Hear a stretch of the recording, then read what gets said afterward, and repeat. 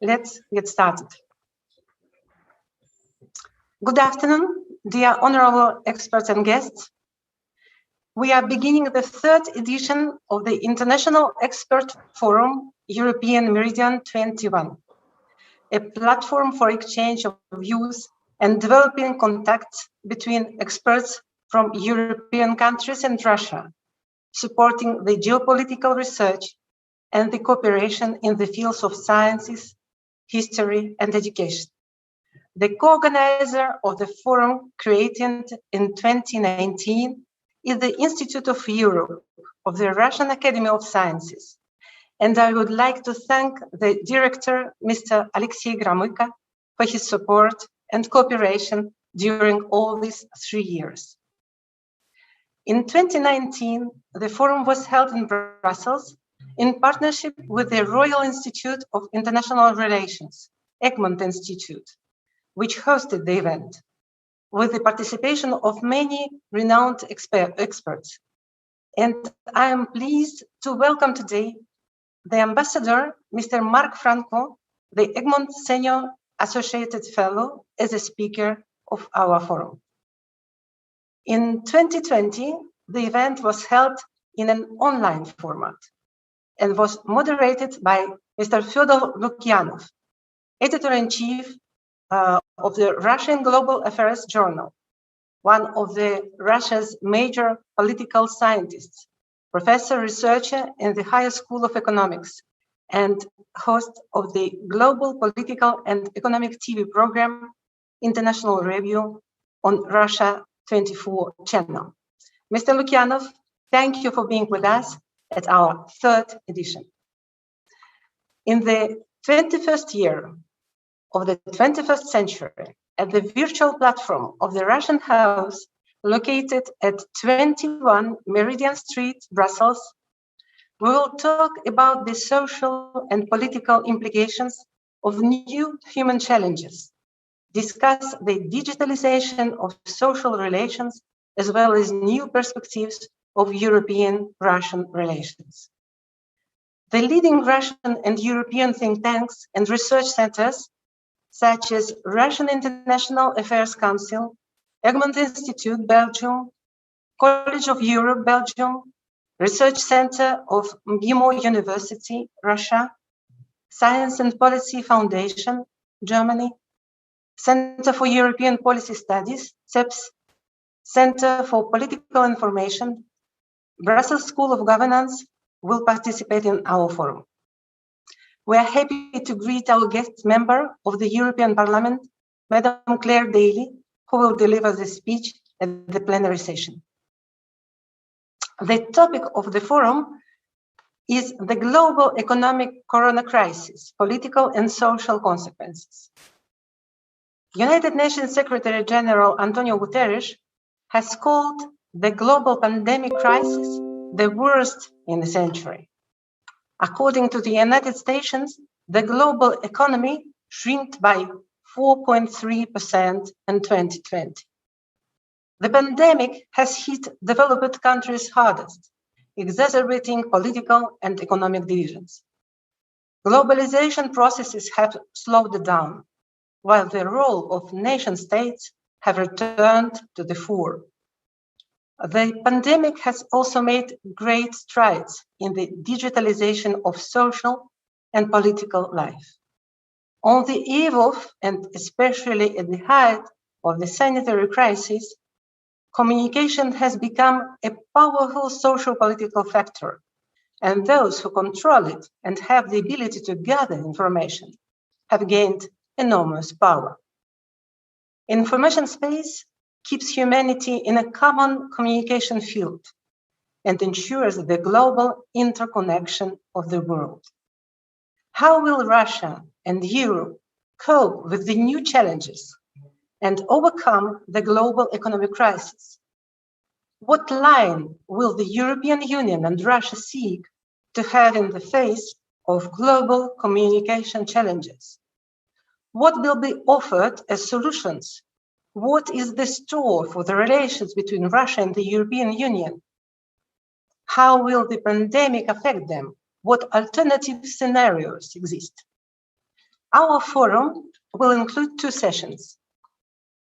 Post-pandemic, the digitalization of social relations and international social initiatives will be moderated by Fedor Lukyanov. And the second session, Exiting the Pandemic, further scenarios for the development of relations between Russia and the European Union, will feature a presentation of the EU-Russia Expert Network joint report, Alternative Futures of European Union-Russia Relations in 2030, with the following discussion. And I'm pleased to introduce you the moderator of the second session, Mr. Steven Blokmans, the Director of Research at the Center for European Policy Studies, CEPS, in Brussels. And now I'd like to give the floor to His Excellency Alexander Tokovinin, Ambassador Extraordinary and Plenipotentiary of the Russian Federation to the Kingdom of Belgium. Being not in Belgium now, the ambassador sent us his video opening address.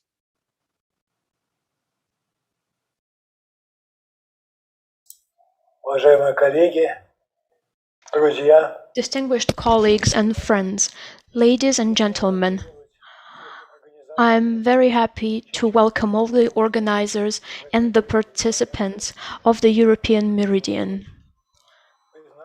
And I would like to thank Россотрудничество and the Russian House in Brussels, headed by Ms. Bunina, for such an energetic effort in organizing this forum and this platform. This time, the agenda has very relevant items. They are related to the consequences of the coronavirus pandemic that hit all the countries in the world and the whole world. In general, I believe the key word that can characterize the current period is change. Now people say that such serious and unpleasant events that we have been going through in the recent months due to the COVID-19 pandemic can serve as a stimulus for these changes and can accelerate these changes. We know from historical experience that in such periods there is a risk of rising competition. Competition is inevitable.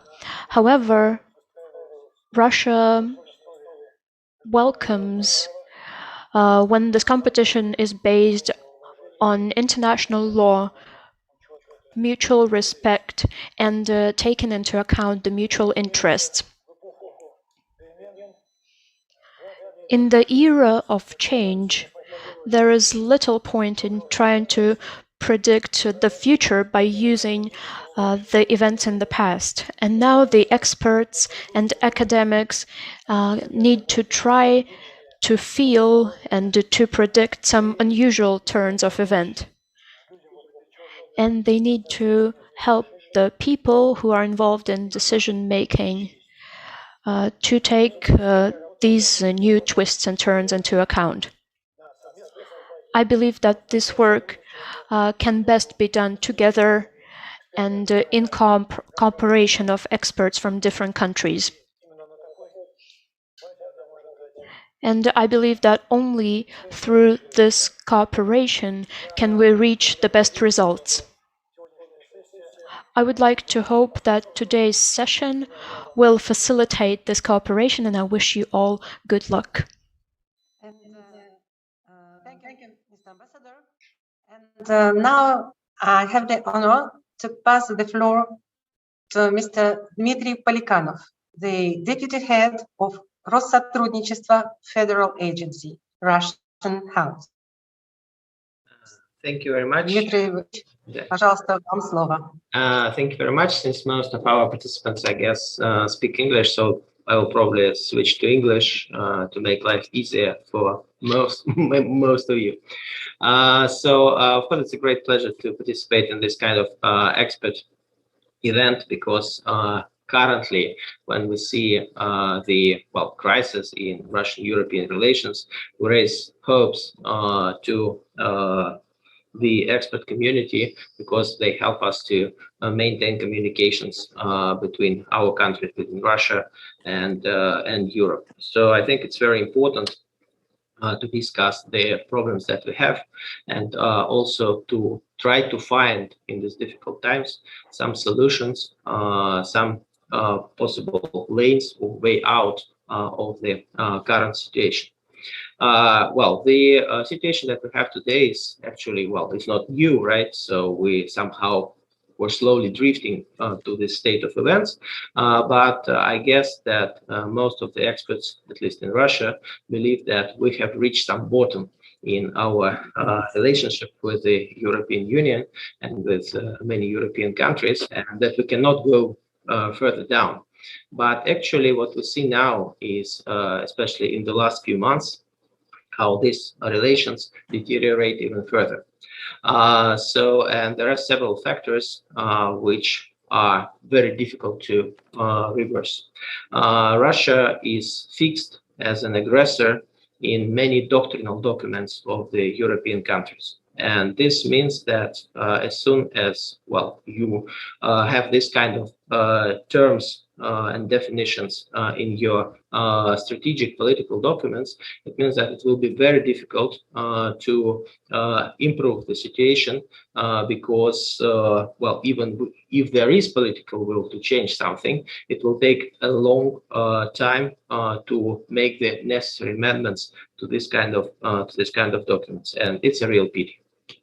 The second thing is that Russia's reputation of enfant terrible in Europe has unfortunately became quite stable in the media and in the establishment, and timid voices of our supporters who try to somehow return the European public opinion to a rational understanding of things and to less emotional and less distorted approach, unfortunately are not listened to. New scandals arise very easily, and business conflicts that occur are quickly politicized in the process of some sort of unfair competition. The recent cases of attacks, for instance, on the deal with Rosatom in the Czech Republic and the diplomatic scandal that occurred, or the attempts to stop the mutually beneficial projects such as Nord Stream 2, demonstrate that in many cases, some business interests of certain groups in the European and US elites, they somehow substitute the objective basis for potential mutually beneficial cooperation. At the same time, Russia somehow moves into the periphery of European foreign policy, and Europeans resort to Russia mainly when their own problems require some sort of, noise and cover, right? So otherwise, they are not really willing, at least at the level of statements and media reports, to confront some common challenges. Again, regretfully, we have kind of narrowing field for practical cooperation. Even in such non-political issues as climate change or environment, we see how sensitive discussions are and how, again, quickly they can be easily politicized. Actually, the pandemic of which Ambassador was talking about did not help. So because this global challenge, there were hopes that this global challenge would bring people together. And if you remember, Russia provided a lot of international assistance to other countries, including European countries such as Italy, and moreover continues to propose to offer its help in vaccination. However, this assistance is rejected. Pandemic did not forge people, did not make us united, before the common challenge, but provided for more isolation within national borders and therefore for less communication between each other. And again, economy is no longer determining the political relations, as we all learned in the universities where we were taught Marxist theory. So now it's ideology that is running the show, and actually the major competition goes in the minds of people and goes in the information field. Recent report about by Chatham House about the alleged myths related to Russia, well, I think is a very kind of indicative example of how well the situation is perceived in some parts of Europe. So demonization of Russia continues, unfortunately, and we see how a wall is built against our country and against our president. So in this context, of course, the role of humanitarian cooperation and the role of Russian houses abroad, the role of Rosatrudnichestvo is growing. So, well, first because we should, as I said at the beginning, we should continue to maintain expert links and to develop track to diplomacy in order to keep at least some communication between our countries when there is no desire on the part of European policymakers to maintain official communication, as we see in case of NATO, for instance. So at least we can maintain well, normal interpersonal links and normal exchange of opinions at track 2. So the forum like today's are very important in order to save this communication, normal communication between people. Secondly, we can actually appeal to cultural and humanitarian topics, and still, well, there is interest in many things that we do, and here there is an area for at least potential cooperation. Cultural exchanges, academic exchanges, the exchange of experience between the NGOs, and so on and so forth. So our vector today consists of, well, several components, and our agency actually tries to work more with new audiences. So our goal is to expand beyond our traditional supporters and to convince people across the world, including Europe, convince them that Russia is a peaceful country which supports multilateral multipolar world, and actually very fond of promoting conservative traditional values. Our second objective is to provide events for different target groups and to understand clearly what kind of message we have to each target group and how we can make our cooperation mutually beneficial. Third vector is to strengthen our work with the compatriots abroad, because there are many people who speak Russian or who do not lose link with our country, even though they live in other countries across the world, and they would like to save their culture, their language. They would like to raise their children in conformity with the Russian traditional values, and it's important to help them to save this part of their life, and actually to assist them in promoting the image of Russia as a friendly country and modern country, which is able to resolve various global challenges. Also, we focus a lot now on the interests of the young generation, because we realize that the future is in their hands, and actually the more we work with them and well, depending on the quality of the events and technologies that we offer to them will depend our relations in the future. So also we try to demonstrate the modern face of Russia, focus not only on the history and on the past progress of our country, but also to speak about modern developments, the new technologies, vaccination, various social instruments that Russian NGOs use, and so on and so forth. There are a lot of things we can be proud of today, and we should not hesitate to talk about them and to deliver this message to the external audiences. And finally, I think it's very important today when we organize this kind of conferences to speak about Russia's response to global problems, because Russia, as we all know, is a great power, and therefore, as any great power, it has its own solutions, propose its own solutions to many issues that are very relevant to different parts of the world and to people in different regions. And it's quite important to make sure that people know about these efforts of the Russian Federation and actually, not only know, but understand what Russia offers, and in an ideal world, support these initiatives.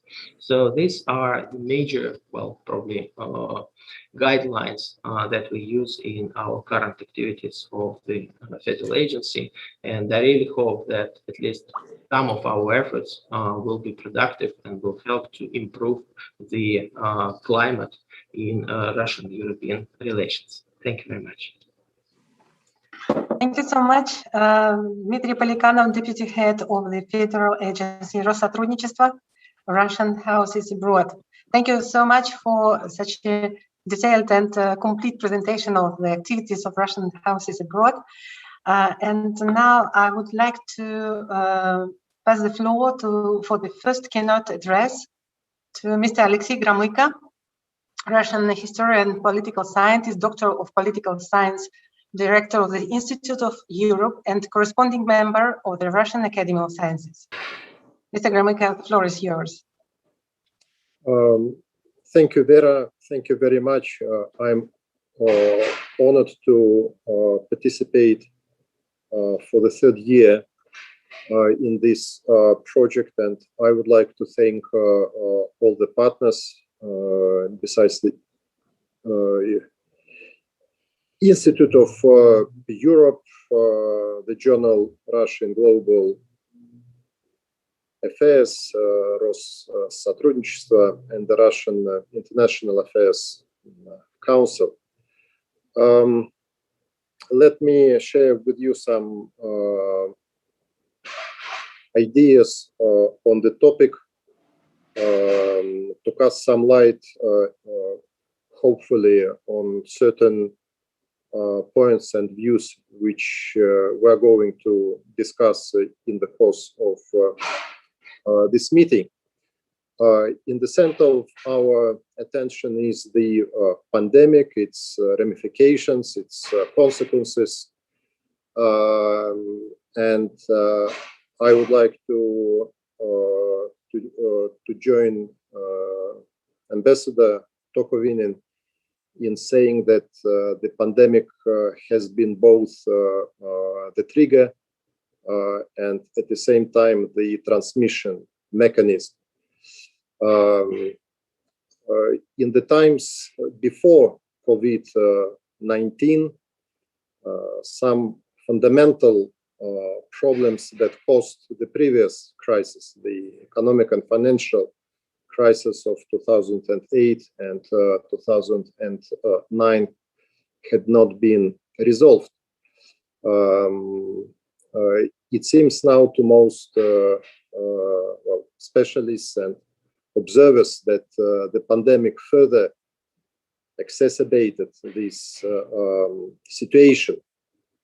Just to remind us that in 2020, global economy was hit by at least two simultaneous shocks, both with supply and demand dropping dramatically. And enormous amount of money has been pumped into the global economy to mitigate the impact of the pandemic. But apart from the positive side of this policy, we should remember that it also leads to mounting public debts, financial bubbles, restructuring of national and global economy in a way which can be both positive and negative, for example, for the labor market. Well, then, as we have seen from January this year, geopolitical rivalry between the United States and China increases, has been increasing, no matter who is the occupant of the White House. I think that in 2021, the process of strategic decoupling between the United States and China, the United States and Europe is going to proceed unabated. On the whole, systemic and structural changes in international relations and in mechanisms of global and regional governance carry on the trends of previous years and even decades. The pandemic spurred a resurgence of the debate about a proper balance between security and civic freedoms. And just to recollect that as soon as a number of countries started lifting COVID restrictions in spring 2020, different protests immediately broke out. Protests related to either restrictions on freedom of association, freedom of movement, or protests related to the worsening standards of living, be it growing social inequality, unemployment, poverty, falling incomes, you name it.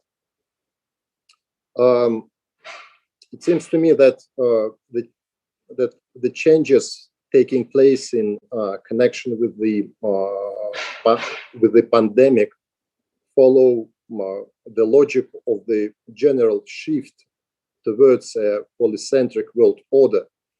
But at this point in time, it is still unclear which model of polycentrism will emerge as the dominant one, and what new hierarchy of countries will look like. I think that as tensions between various centers of power harden, Russia should remain deeply involved in global affairs, but at the same time, Russia should remain more or less autonomous in its decisions. And nowadays, the main goal is being not trapped in the narrative of a new US-China bipolarity. But at the same time, Russia, as a power with global responsibilities and ambitions, should be very persistent in handling, and not just handling, but handling cleverly its differences with the European Union, with the United States. The task is to escape an equally dangerous narrative of a new Cold War. So I hope very much that the third forum of the European Meridian is going somehow to shed some light on how some of these problems can be resolved. And what is the most important point how to do it without further pushing, all the acrimony, all the conflicts, but how, no matter how banal it sounds, but how to make this world a bit more safe in comparison, what we inherited from 2020 and in general from the last decade. Thank you very much. Thank you so much, Alexey Gromyko, Russian Director of the Institute of Europe and corresponding member of the Russian Academy of Sciences. And now I have the honor to pass the floor for a keynote address to Madam Claire Daly, member of the European Parliament from Ireland.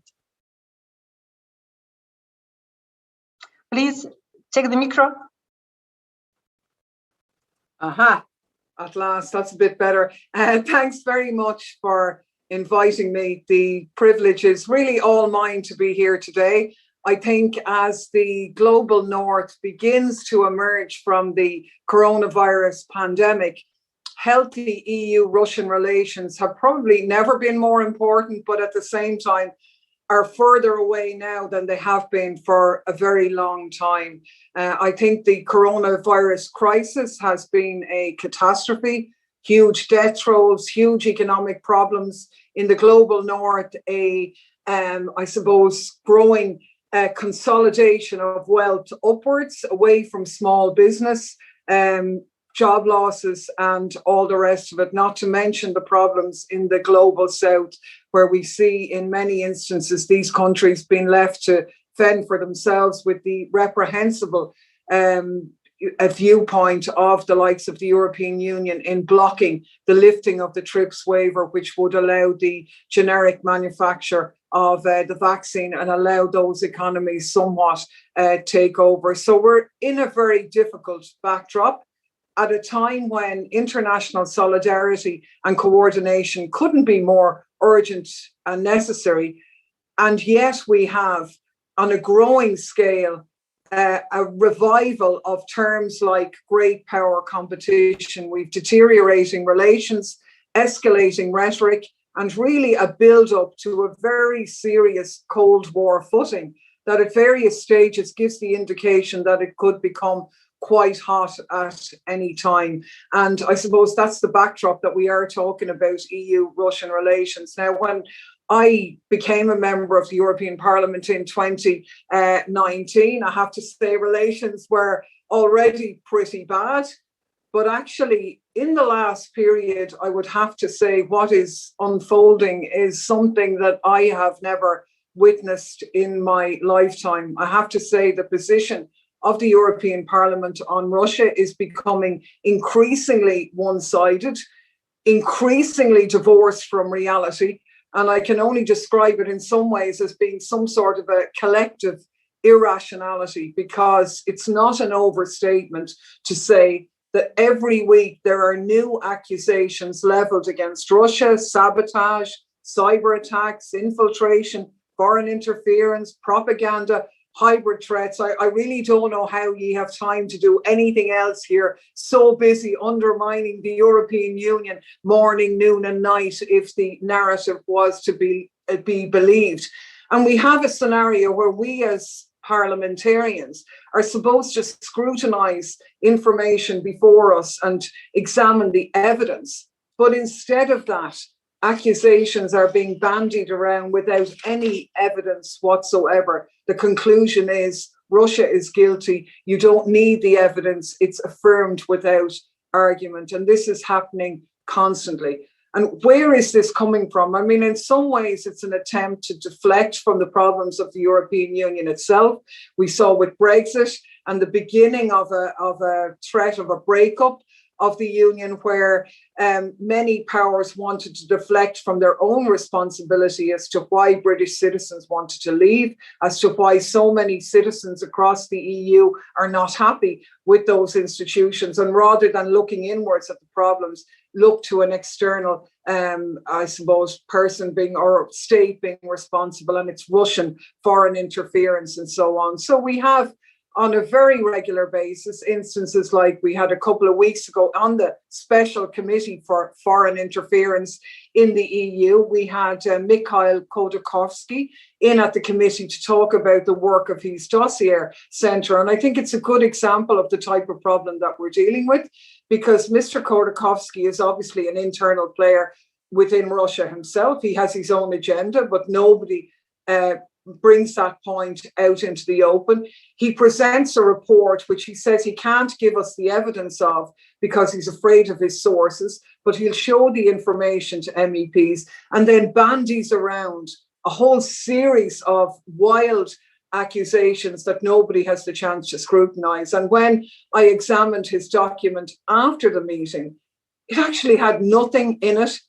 What it had was, and what constituted interference, was cultural exchanges, public EU-Russia dialogues and forums like this one. I'm probably in the dossier now for being here today, about businessmen, Russian businessmen lobbying German politicians and so on.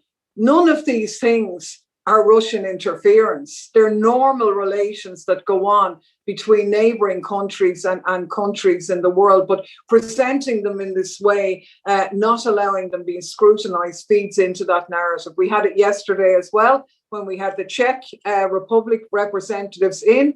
The title of our meeting was The Malign Influence of Russia in the Czech Explosion in 2014. And the first words from the speaker were, well, I can't give you any details about any involvement in this incident. It's still under investigation, but yet the whole debate then went on to how Russia was responsible for this explosion and for a plethora of whole other accusations as well. And I only mention these to show, I suppose, that for members of the European Parliament, there is very little that contradicts that a narrative. They're completely actually insulated from reality, which is why dialogues and exchanges like this one is incredibly important. You will know, of course, that the EU-Russia delegation have broke off relations with our Russian colleagues in 2014 in response to events in the Crimea. So even basic interaction between parliamentarians now doesn't exist. And it's the absence of dialogue that's breeding contempt. And I suppose a couple of points I just make on that. Who is benefiting from this process? Because if we're to understand how to unravel it and challenge it, we have to see where it's coming from. And the first thing is that it's not coming from EU citizens. There's a gulf between the citizens of Europe and the European institutions, probably like in any state or any country. But European people don't hate Russians or don't have that narrative. Russophobia has to be taught to them and drilled into them. And I found it illustrating when earlier in the year in the Parliament, I had an opportunity to make some points about the EU hysteria over the arrest of Navalny. And I simply made the point that the EU were very selective regarding whose human rights they were concerned about, that they hadn't said anything about Julian Assange, who was in prison in the UK, being sought by the US and in a really horrific situation there. And actually, the Navalny situation was being used for geopolitical ends. Now, and that it was part of the military-industrial complex benefiting from this. The response I got from that piece across Europe was absolutely phenomenal. From European Union citizens, from Russians living in the European Union, from Irish people married to Russians who told me stories about, when their children go home to visit grannies and granddads, they're kind of shocked at the narrative and the way in which Russia is presented in the EU, that it belies the reality of their lives. And people don't like it. They don't want to see this. So I think events like today are really important to challenge those barriers, because the EU rhetoric obviously is very destructive in that sense. So who's benefiting from it? Well, I think one of the earlier speakers mentioned it.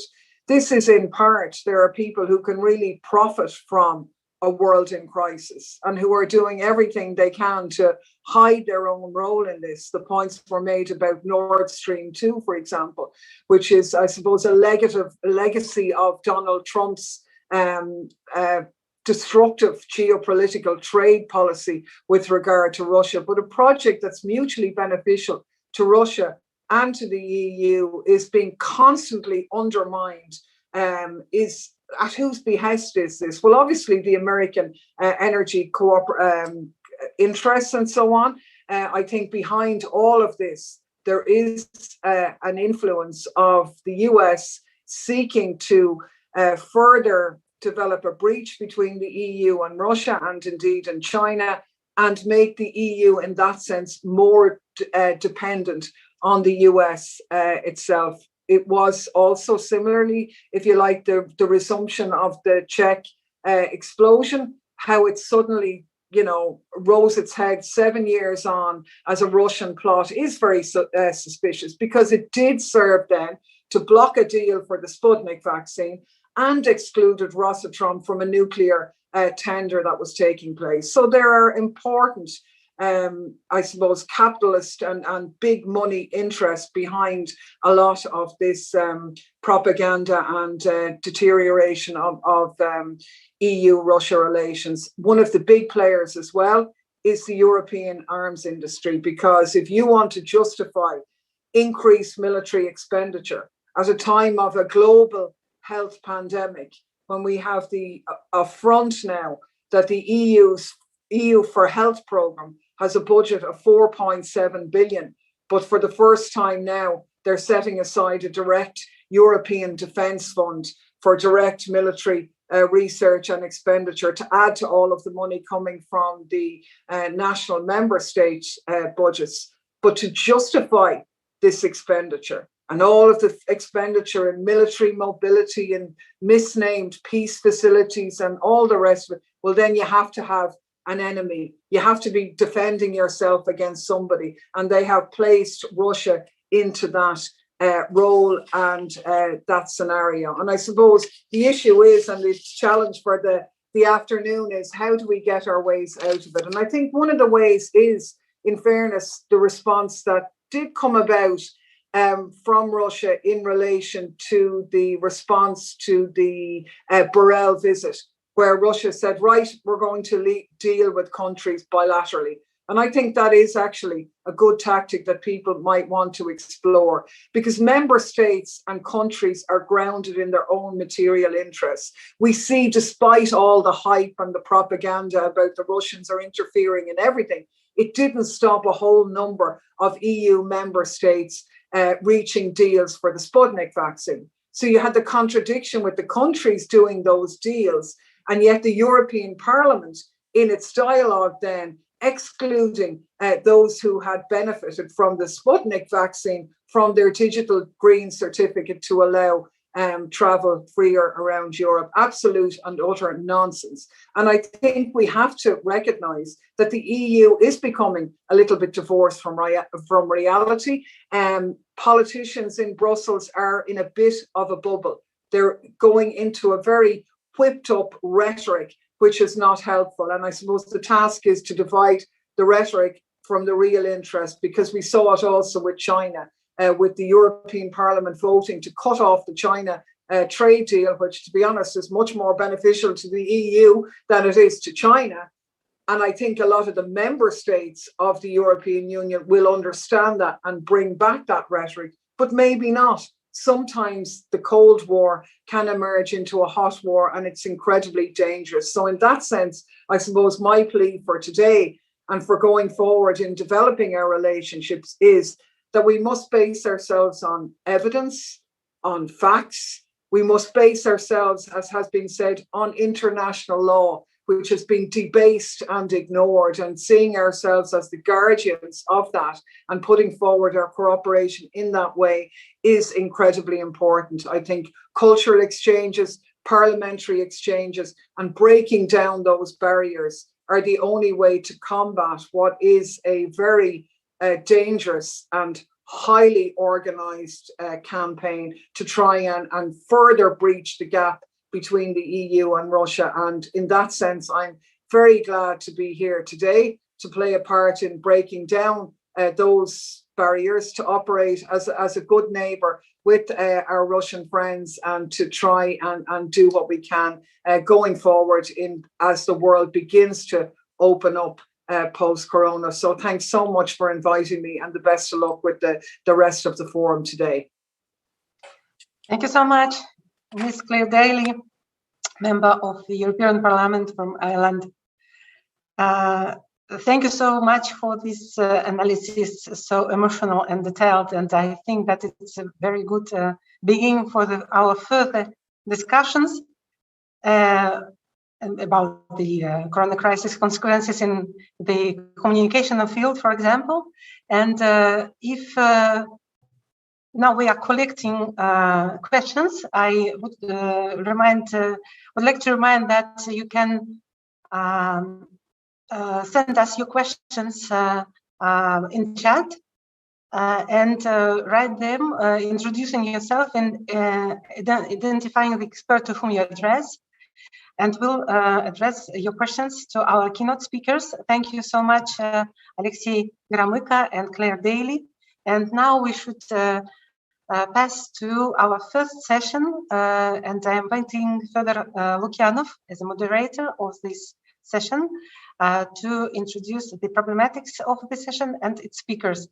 Thank you one more time, our keynote speakers, Mrs. Claire Daly and Mr. Alexey Gromyko.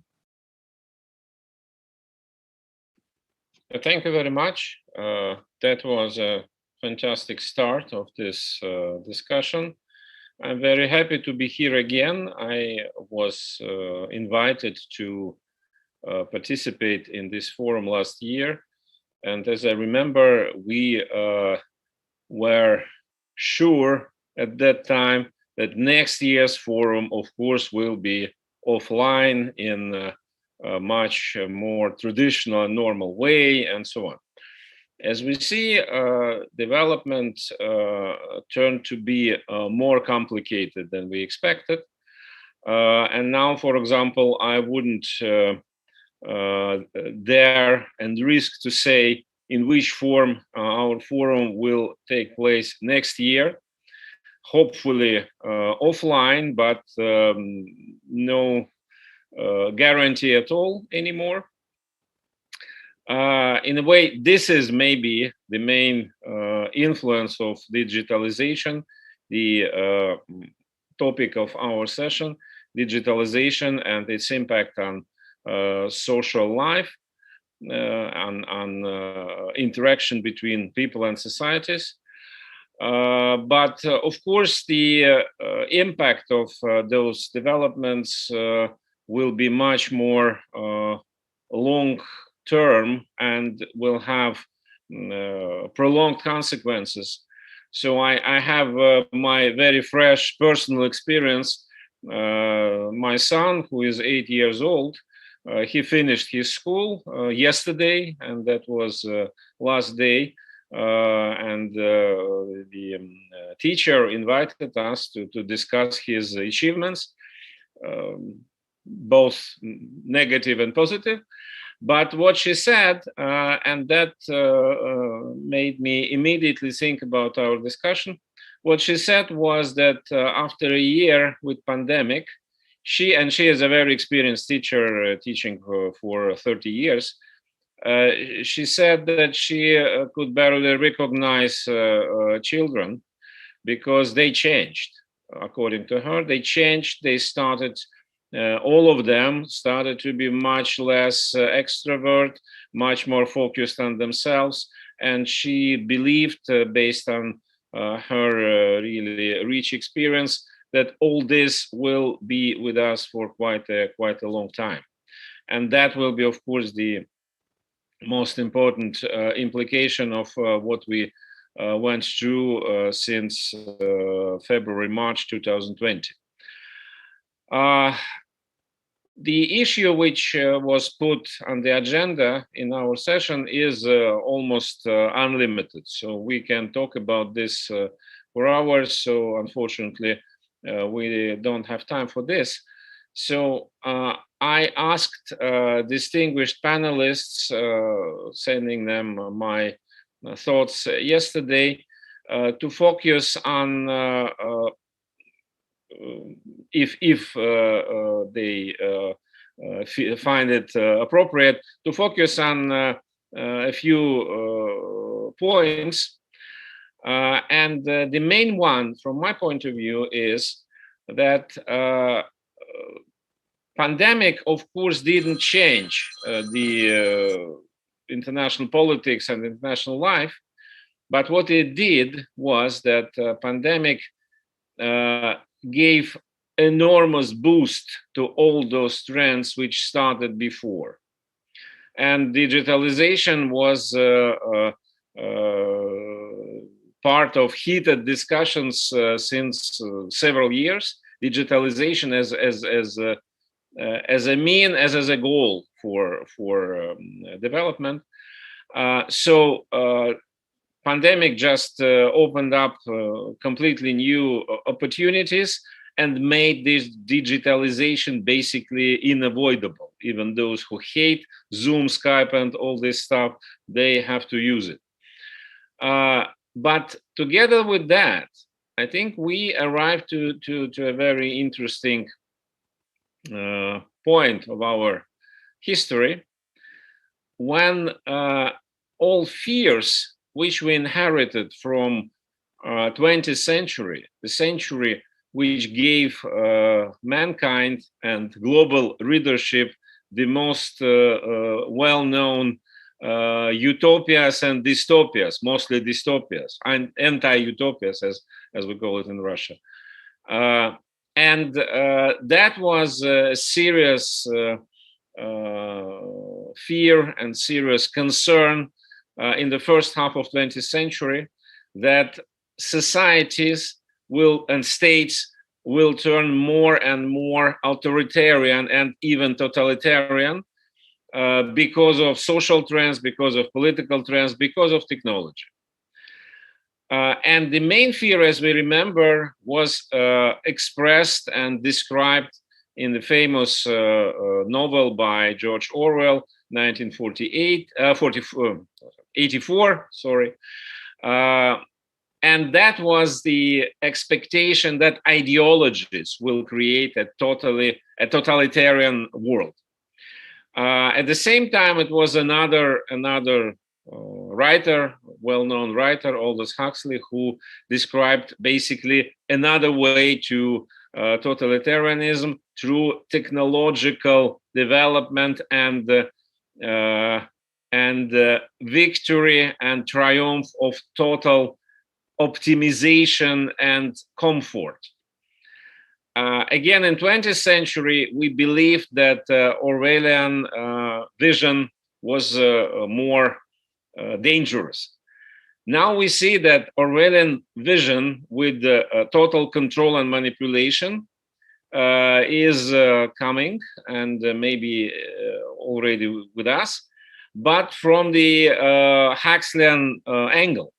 So it's not through totalitarian ideologies, which were more or less defeated in 20th century, but through this development and achievements of technologies. But the result is approximately the same as Orwell described in his anti-ideological novel. So, and again, pandemic gave an enormous boost to that. So the question which I would love to ask distinguished panelists to maybe elaborate on that is whether we are moving towards universalization, but of completely different style than we expected, say, 30 years ago, when ideologies, in particular communist ideology, which was the main inspiration for Orwell to write about totalitarian future, this ideology was defeated and disappeared. But now we are moving towards this, and despite rhetorics which we hear, in particular from Biden administration now, about new divergence and new conflict between freedom and non-freedom, between democracies and autocracies, but in fact, what we see is less and less difference in approaches to how to govern, how to exercise power. The rhetoric and the wording, the narrative might be different, but means used are more or less, if not the same, but very much compatible, be it China, which is seen as the advanced authoritarianism, or UK, which is seen as a model of liberal political system. So I think this is the most interesting phenomenon of today, alongside with many other extremely interesting issues. So I hope that we will have time to address at least some of them. And then I think I stop here, and I would like to ask our first speaker, Gianluca Square from Brussels School of Governance, to join our discussion, please. Yes. Can you hear me? Yeah. Okay. We can. Oh, thank you. Thank you very much for thank you very much for inviting me, and thank you for this very interesting discussion. I have heard a few words that trigger my mind and actually fall within my field of expertise. Before joining the Brussels Schools of Governance, I've been working for 6 years in the European Parliament, in the think tank of the European Parliament, EPRS, where I was covering topics concerned with democracy and digitalization. And I am now working as an academic, but at the same time, I'm advising the Italian Ministry for Technological Innovation and Digital Transition. So I'm still working in the policy field at the crossroads between democracy and digital policy. And this is actually what I would like to share with you, a few thoughts that I have in mind that are concerned with the ongoing pandemic, with democracy on the global stage, and with the state of the art of digitalization of government. Well, we all know that due to the pandemic, governments and public administrations everywhere in the world, I'm thinking about Europe, but the same applies to United States and to other countries in the East, have shifted to digital governance. For years, we have described digitalization according to a very specific rhetoric, and the rhetoric was, because of the digital tools, we're gonna have a more efficient government, and we're gonna have a more inclusive and more transparent government. This is pretty much the narration of digital government, and I believe there is some truth in this assumption. So we can make a better government by using the power and the opportunities of digitalization. However, the way I see it, if I want to look at how inclusive were public administrations in Europe again, but I would say everywhere in the world, that due to the pandemic had to shift to digital tools, I would say that the result is still very delusional. And I believe there is a very specific reason for this. I believe there are two main drivers that we use to assess our understanding of technology, of commercial use. The first one is how quick is the service that is delivered by a digital service. So, for example, if I want to book a ticket to Brussels, or if I want to buy food, if I want to buy my dinner, or if I want to buy a book, I expect to have the product or the service delivered in a very short time span from where I started to interact with my technology. So the very first element is how quick is the digital service that is delivered. The second one, which is related with the first, is I don't want to engage too much with the technology. So our commercial technology is extremely sophisticated, but at the same time is designed in a way that it has to look and it has to be as simple as possible. I believe that the idea of foolproof technology, so if you are an idiot compared with the use of technology, that is not a limit. That is actually an element that empowers you. So the easier and the faster is the technology that we use, the better is our evaluation. Now, these two main drivers have a very specific outcome. And this outcome is that we are provided a service that in terms of quality is lower to the best standard. So think about the music that we listen or the movies that we watch on streaming services, or think about the news that many of us read on social media. All these products or services are, in terms of quality, very low. And the reason is that they have to be delivered in a very fast way, and they have to be very easy to access and to consume. Now, where is the problem, in my opinion? In my opinion, is that the digitalization of governmental services, and in particular, the digitalization of democratic spaces provided by the governments, have been inspired by these two drivers. So the promise is that you as a citizen will be able to engage and you will be able to impact on policy making with pretty much no efforts, and the result will be visible very quickly. So in the very moment in which you engage through the technology, you will be able to have an impact. I have two examples in mind. The first one, which is currently ongoing, is the conference on the future of Europe, which I look at this experiment as a very interesting one, is a very promising one. I really look forward to the results.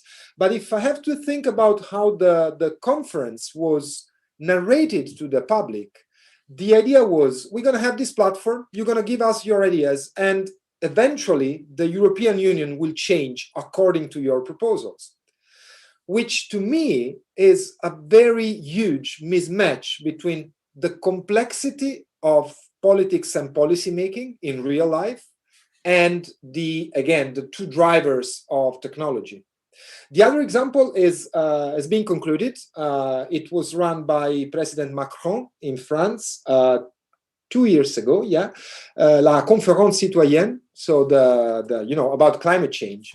And again, it was a very huge, a very sophisticated, I would say, process held online, mostly online, where citizens were given the chance to make proposals. And now, a few weeks ago, French citizens were asked, okay, what is your opinion about what happened? Are you satisfied about the result? And obviously the outcomes were very negative. Once again, people were addressing this digital space for participation with the same expectations that we all have when we interact with our mobile phones or through the screens that we have now in front of our faces. And that, I believe, is the main problem of digitalization first and democracy second, that it exploded during the pandemic. Because during the pandemic, governments were forced to move online. So speaking of my former administration, the European Parliament, well, you know very well that in March 2020, it was decided that the sessions of the Parliament couldn't happen in person, and so the Parliament decided to move on the digital version. And so, just to give you the idea of how the rhetoric of digital government is different from the reality, at the very beginning, the process was done in a way that a member of the European Parliament would receive the documents through the email, so they could vote. But in order to vote, they had to print, sign, scan, and send back the document to the same email. So the digitalization was not cited by a simplification of the process. So what I see three main trends that we have ahead of us, and I hope this could be a focus of discussion for this panel and for the public debate. The very first topic is platforms. The most of digital democracy is going to move to digital platforms. The word platform is a very broad word, so it can have a lot of meanings, but mostly here I'm using it as a space, a digital space, where citizens can interact among themselves, and they can also engage in discussion with the government or the supranational institution, like in the case of the European Union with the Conference on the Future of Europe. So the first one is platforms. The second word that I have in mind is design. All this problem about the digital democracy and the delusional effects of the digitalization of democracy, I'm not sure it can be solved entirely, but I believe it can be addressed with a better design of these digital spaces. The idea is to transmit to citizens the concept that a democratic process is very far from being easy and from being quick. It takes time to reach consensus, and it takes time to make a decision, even if we are operating through a screen. So even if we are shifting to a digital tool, that doesn't mean that the entire decision-making process is adapting to the same drivers that we have in commercial technology. And I believe that is a matter of design. So now in the G7 and G20 meetings, I start to see this word, human-centered design. And I believe that is pretty much the idea. The idea is, let's try to make the design of these digital spaces more flexible and designed according to the needs.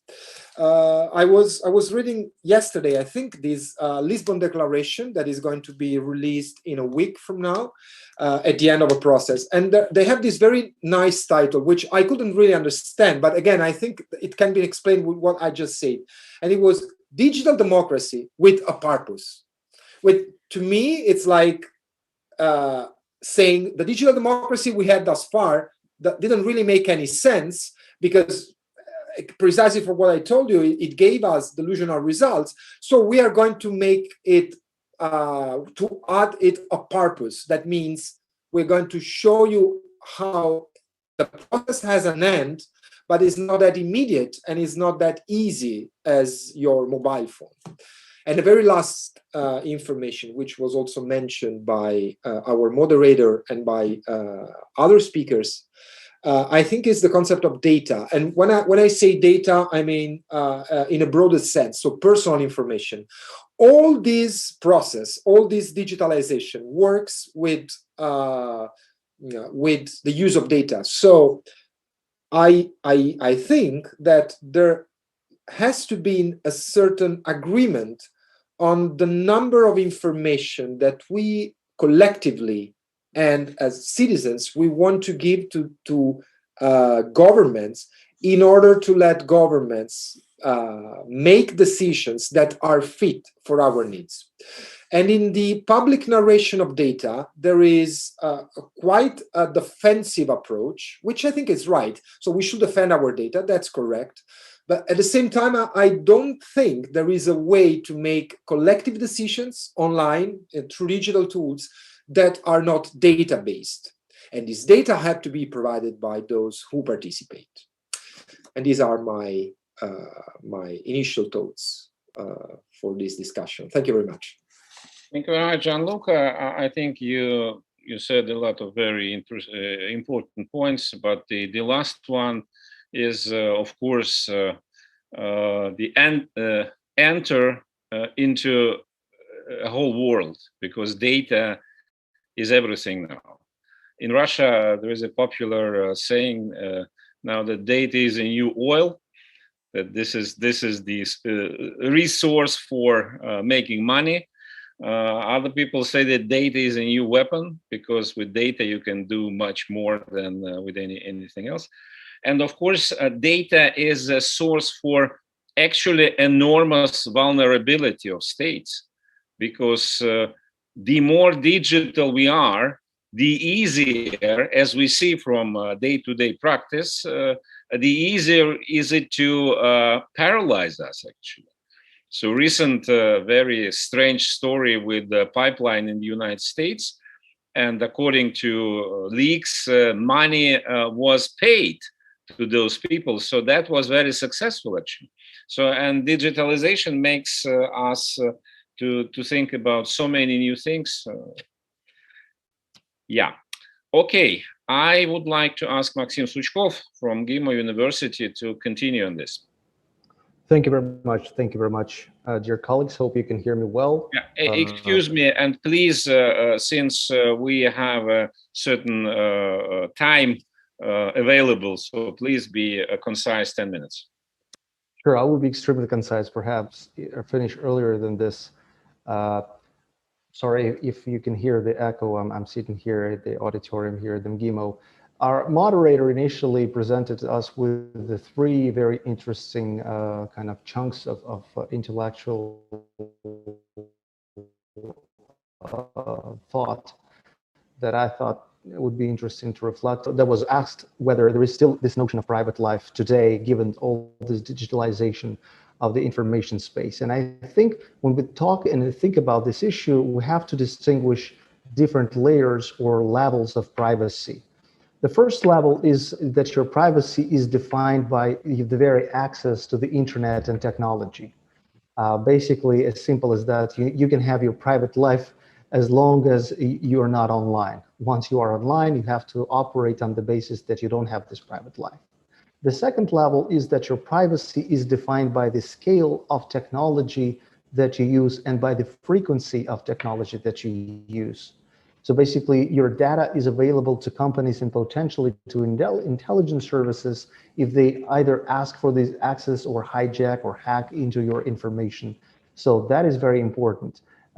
Some people may be using this for professional purposes, others for kind of leisure time, but that is very important. Basically, your WhatsApp chatting is available to Facebook as an owner of this platform, and potentially to American intel services if they want to track this information, right? But it is not available to a large segment of population. And that brings me to the third level of privacy, which I think is defined by your own choice of the technology you use. So if you choose to post everything that you think, eat, do, fear, that you pretty much make this conscious choice for giving up your sovereignty, right? So I think in this kind of paradigm of talking about what type of kind of whether we're able to have privacy life today, you have to distinguish between these different layers of privacy and the things that define them. In troubled times usually give birth to conspiracy theories, and there were many over the course of the pandemic, especially when they're propagated from the top leadership. But the other extreme here is that very often elites in different countries disguise some of their potentially draconian measures to regulate tech under the pretext of fighting conspiracy theory. For instance, following the hijack of the Capitol or this march on the Capitol, there were all these discussions about the need to introduce Patriot Act 2.0, right, that would even greater regulate and monitor the digital space. It hasn't happened yet, but I think it will at some point lead to this. And that brings me to the second question that our moderator asked, that some colleagues already elaborated upon, whether today there is a difference between democracies and autocracies. Well, first of all, I have to say that the lines really get blurred. And here I agree with the moderator and some of the people who echo this sentiment. I do think they get blurred. And the difference today may even be as perhaps simple as whether your choice is not to be either democratic or authoritarian in the digital space, but whether you want to deplatform someone or to censor someone, right? There is a fine difference, perhaps. And ultimately, in this kind of line of thinking, or line of reasoning, both democracies and autocracies struggle over control of data or data. So this is, I think, something very interesting that unites both democracies and autocracies, of how much and through which ways they can get control over data. And the type of social and political contract between governments and private enterprises, in my view, will define how democratic or how authoritarian states are. That's number one marker, in my view. And the second marker is the type of ownership. Who will be owning these technological digital platforms, whether it's going to be the government or the private space. But then if it's the private sector, what type of a political contract it is able to negotiate with the government, how much of an autonomy it is able to keep. And the third point, the third chunk of issues that we really need to be thinking about, that our moderator invited us to elaborate upon, is that how to address these vulnerabilities and whether it's efficient to do it together or apart. Can you really be independent in the cyberspace? You know, as far as the regulation of the cyberspace is concerned, I right now can envision two scenarios. One is optimistic, the one that already was mentioned, where a non-state actor presents a threat that other state actors group around. For instance, ransom types of attacks, right? Or some terrorist group attacks critical infrastructure, and then states collaborate and cooperate to respond to this threat. That's really actually an optimistic scenario, even though the implications of such an attack may be disastrous. The pessimistic scenario is that states don't get united by a joint threat that presented by non-state actors and by the threat that each of them represents to each other, and they continue this race for improving constantly their own cyber capabilities until we come at a point of what I would call a Cuban cyber crisis, right? A serious crisis in cyber domain, similar to the Cuban Missile Crisis, that actually led to agreements in missile fields back in time, and that may potentially lead, if we're able to escape a grand catastrophe, that may potentially lead to some kind of a serious conversation over these issues. So perhaps we can follow the optimistic scenario. We'll see what happens at the Putin-Biden summit, whether they can discuss this latest attack on Colonial Pipeline and agree kind of to drop this notion that Russia is behind every single cyber attack. And there are other actors that are malign and threaten security of all nations. But I wouldn't bet a lot of money on it, but we'll see. And bluntly speaking, I think it's efficient to do it together simply because this field is extremely intertwined. But the interaction and engagement in this field, and that brings me to my last point, is not between equals. That's what we have to understand here. There are nations that host more digital powers and use and abuse and exploit these powers to win the new great power rivalry. And in one of the latest Valdai reports that myself and 3 of my colleagues co-authored, we kind of coined this notion of digital colonialism and digital colonists. The nations that are having their huge digital capabilities are colonizing others in digital space and technology as a way, or kind of swallow their sovereignty as a way to win this kind of new state rivalry in the 21st century. And that brings me actually to my first very points, that states would perhaps have a greater say in the coming years of kind of defining privacy and defining for the citizens what type of privacy that citizens would be allowed to share, exactly because of the things that Fyodor Lukyanov mentioned in his intro, because the more you kind of share your information and data, the more vulnerable you become in the digital space. And while it may be individual choice at the level of individuals, the states operate in a kind of a different mode of thinking. And for this reason, I'm perhaps more kind of in a pessimistic line of thinking about these matters.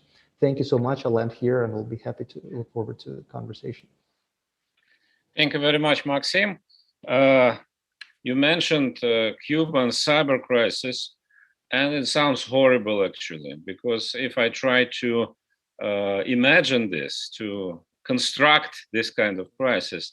So Cuban crisis 1962 was bad enough, but at least all knew what was happening. And now we are in case of cyber crisis of this scale. The main characteristics of it will be that no one could be 100% sure what is going on, who is behind what. And this is that sounds terrible, but of course I agree with you. I cannot exclude that we arrive to that as well. So thank you very much. We move to Thierry Monforty, and you represent College of Europe, which is the most important source for people who build up united Europe, and that was since a very, very long time, extremely distinguished institution. If you, before you start, I would love to ask you, maybe you can touch upon this issue. We discussed data and digitalization already quite extensively.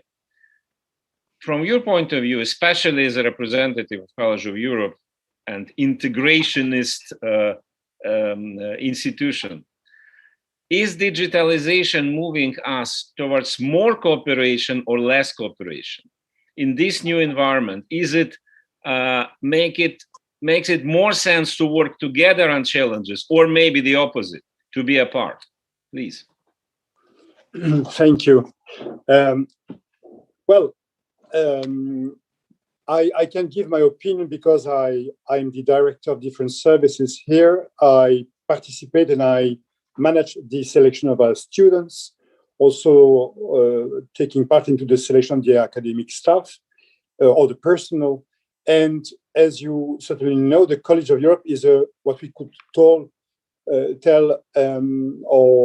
identify as a total institution, not a totalitarian institution, but a total institution. Because students live in residences, they share all the premises and the aspect of the social life, aside from the academic commitment at the college. And this has also an impact on the relationship, the collaboration, the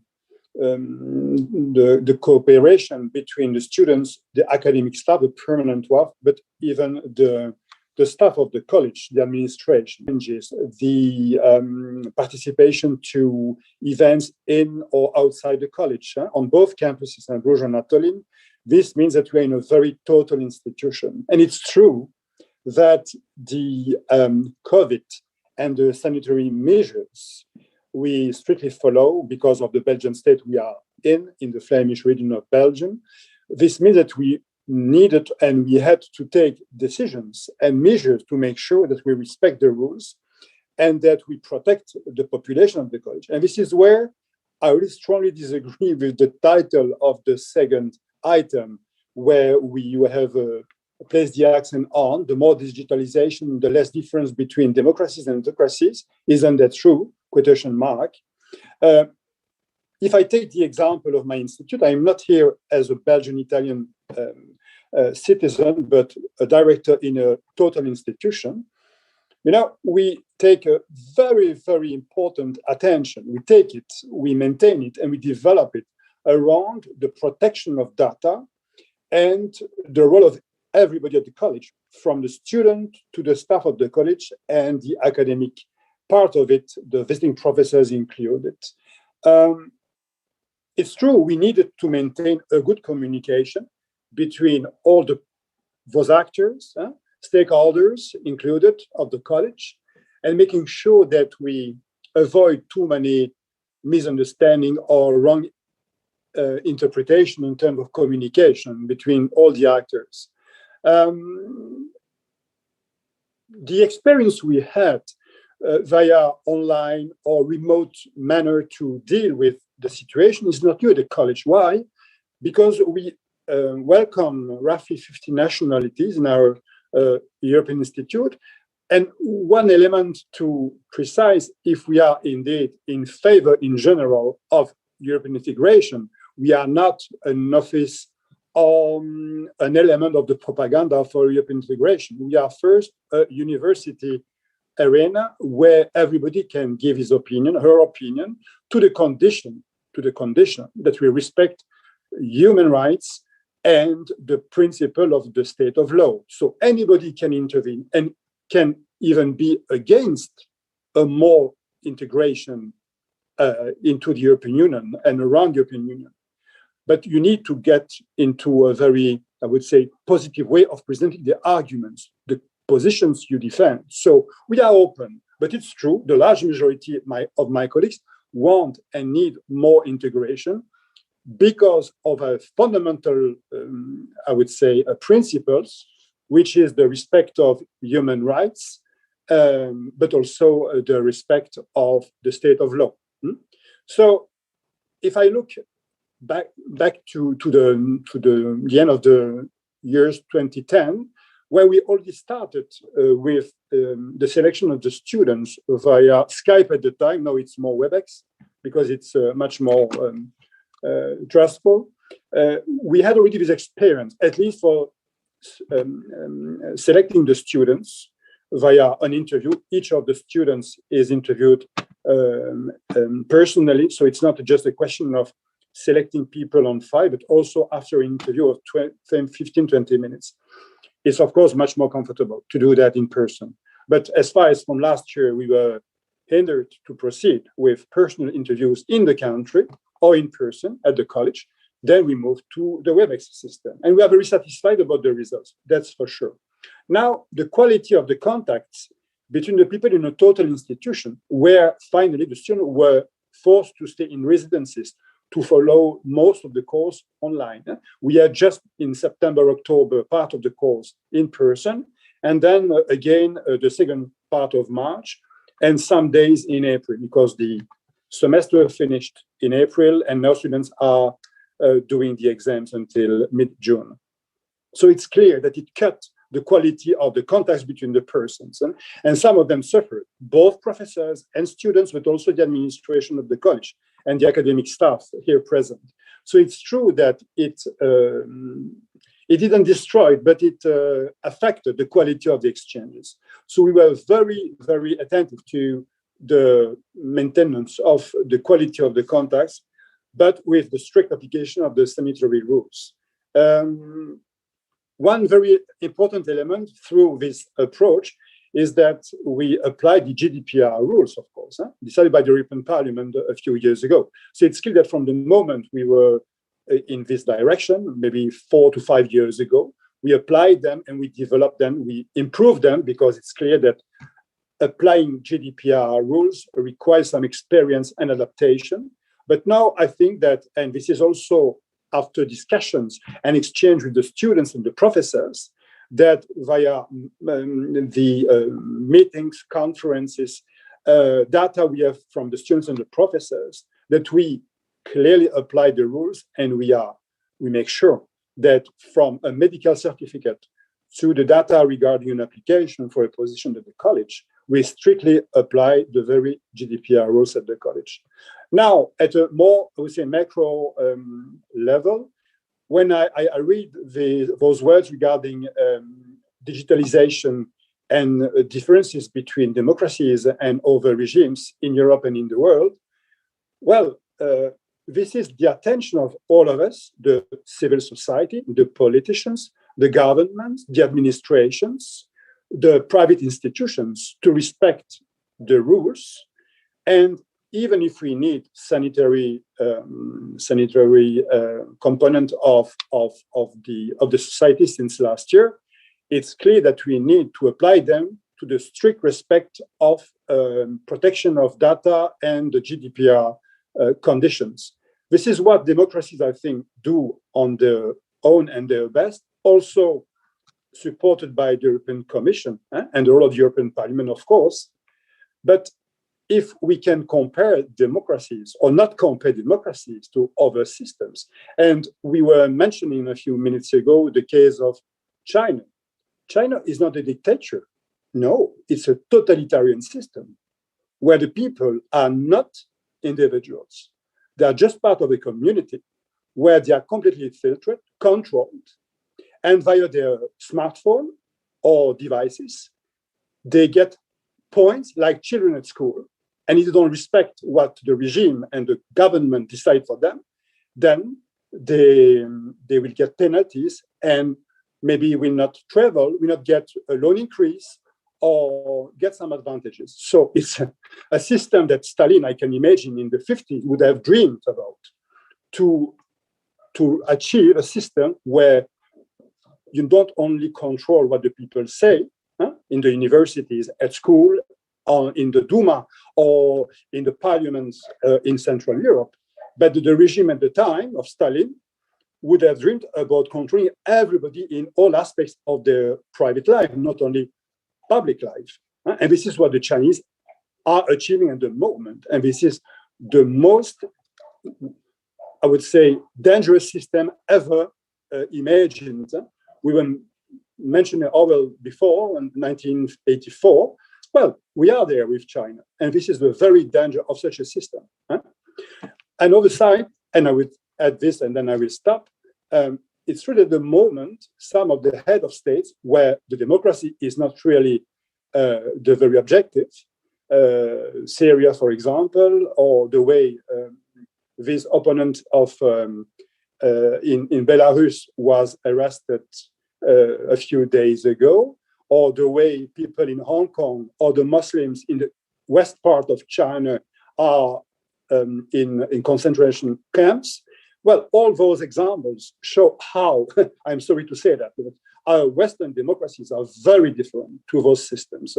And even if we have to be careful, and if the circulation of data and personal information about the people in a crisis situation like the COVID at the moment, or the circulation of data because of the digitalization, that we need to be very careful and to set up the principles or reinforce them and the rules in order to avoid that our democratic systems evolve towards a non-democratic system where everybody would be controlled.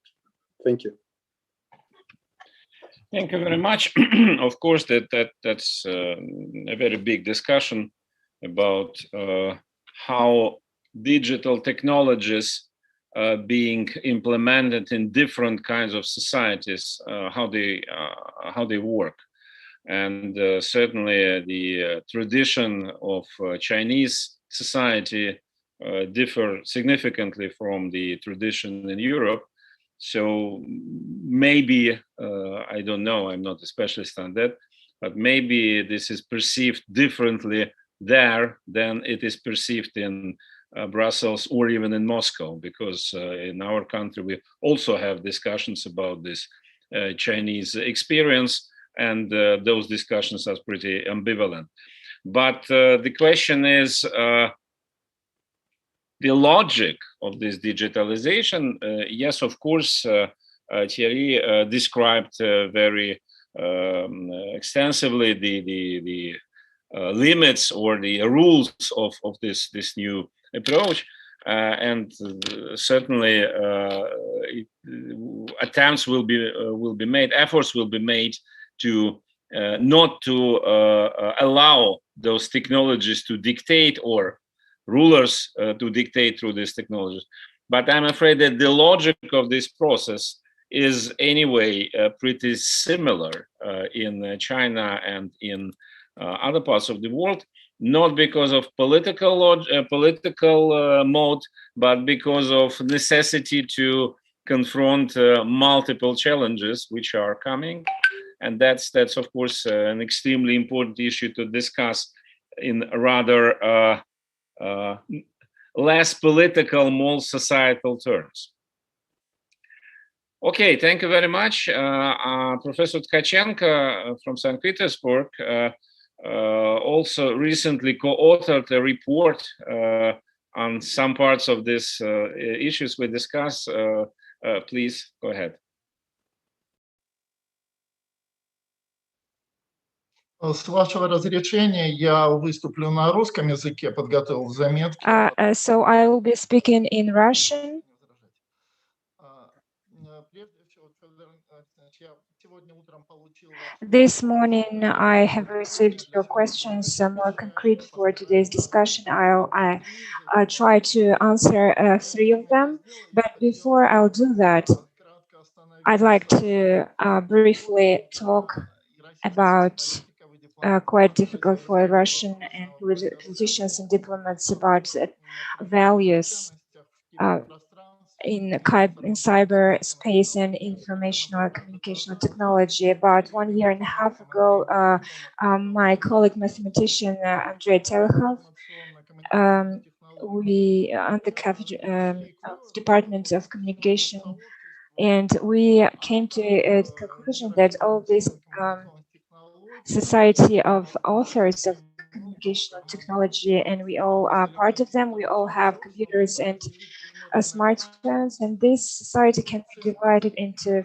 5 big values. The first ones are cyber libertarians who believe that the state has nothing to do in economy, and so they want to to have accessible programs. And the second group are social engineers. These are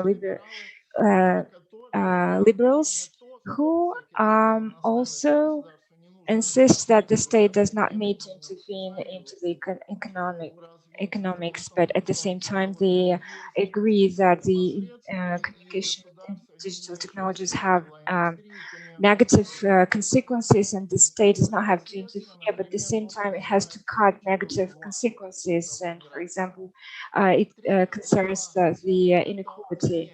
The third group, these are the moderate. And I think the total, all the Russian government are all moderates. These are people who believe that they are the motor of the growth of the modern economy, and the state has to govern this economical growth.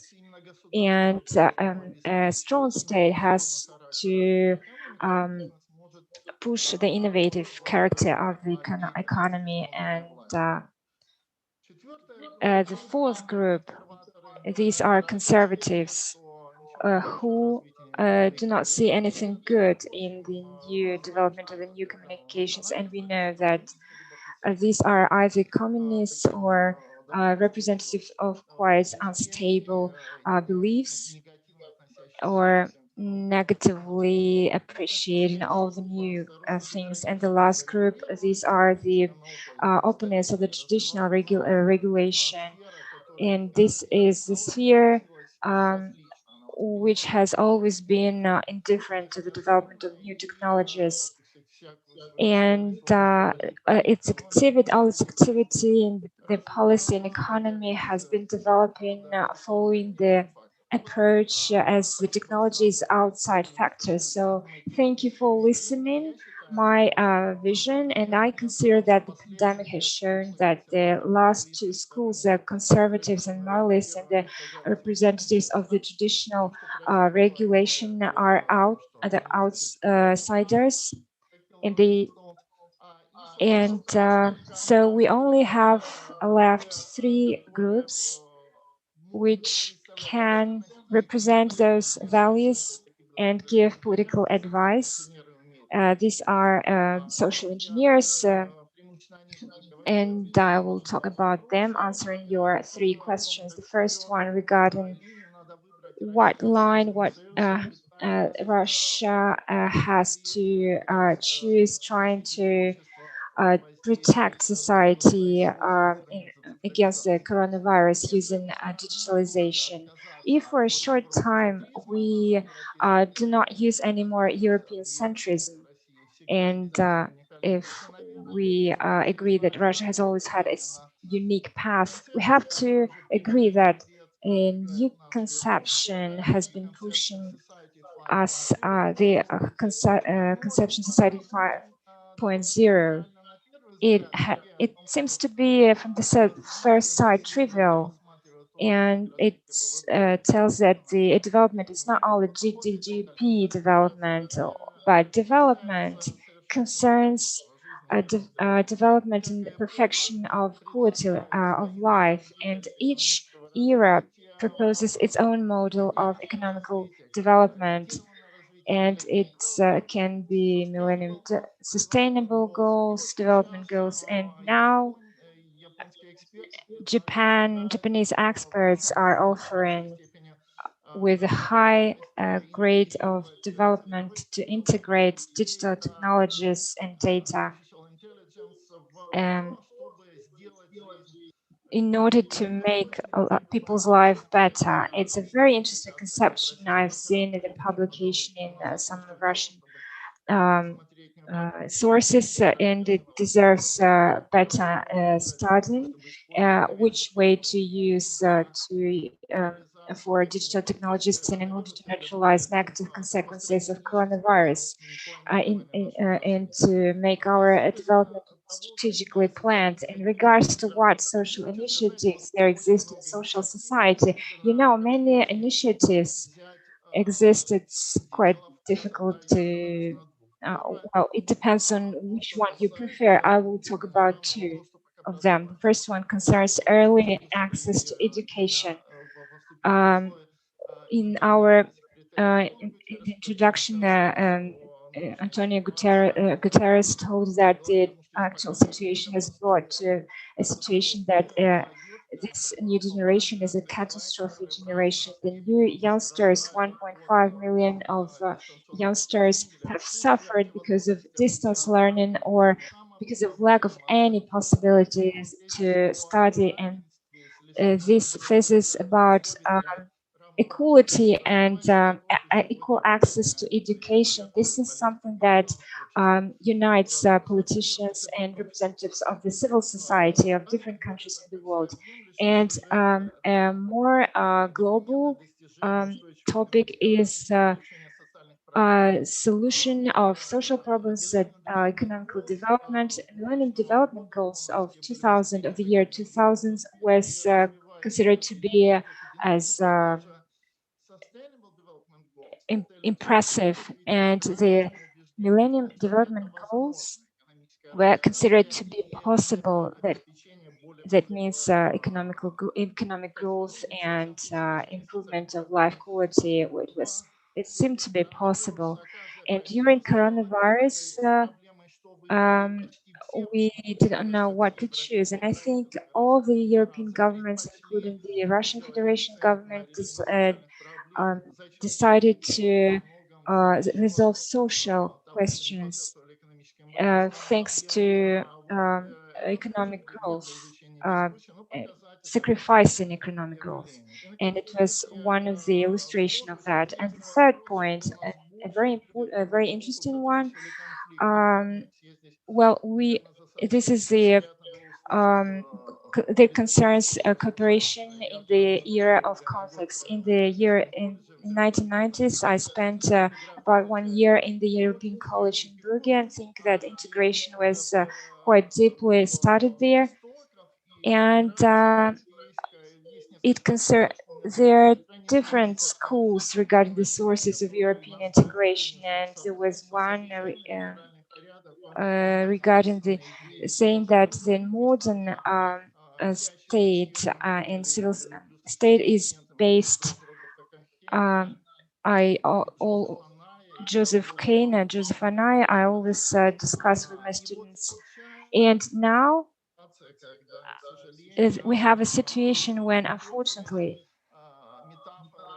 using this metaphor of the crumbling world, we are living in this crumbling world, and I think that we have to be ready that the processes of digitalization will be difficult, and we'll have leaders and we'll have losers, and we'll have problems, but we'll also the space for initiatives is appearing. And I think that in our difficult times in Russia, we have many problems in this technocratical dialogue, how to better use resources, which we see appearing. And of course, the coronavirus pandemic has cleaned the place for the new technologies to be used.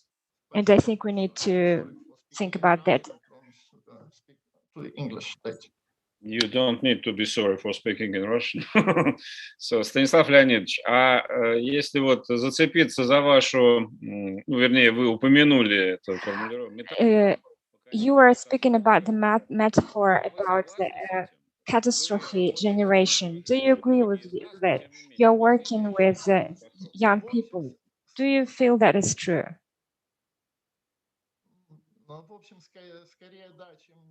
Yes, I would say I would rather agree with that. I think we have lost a lot in communication, and I can say that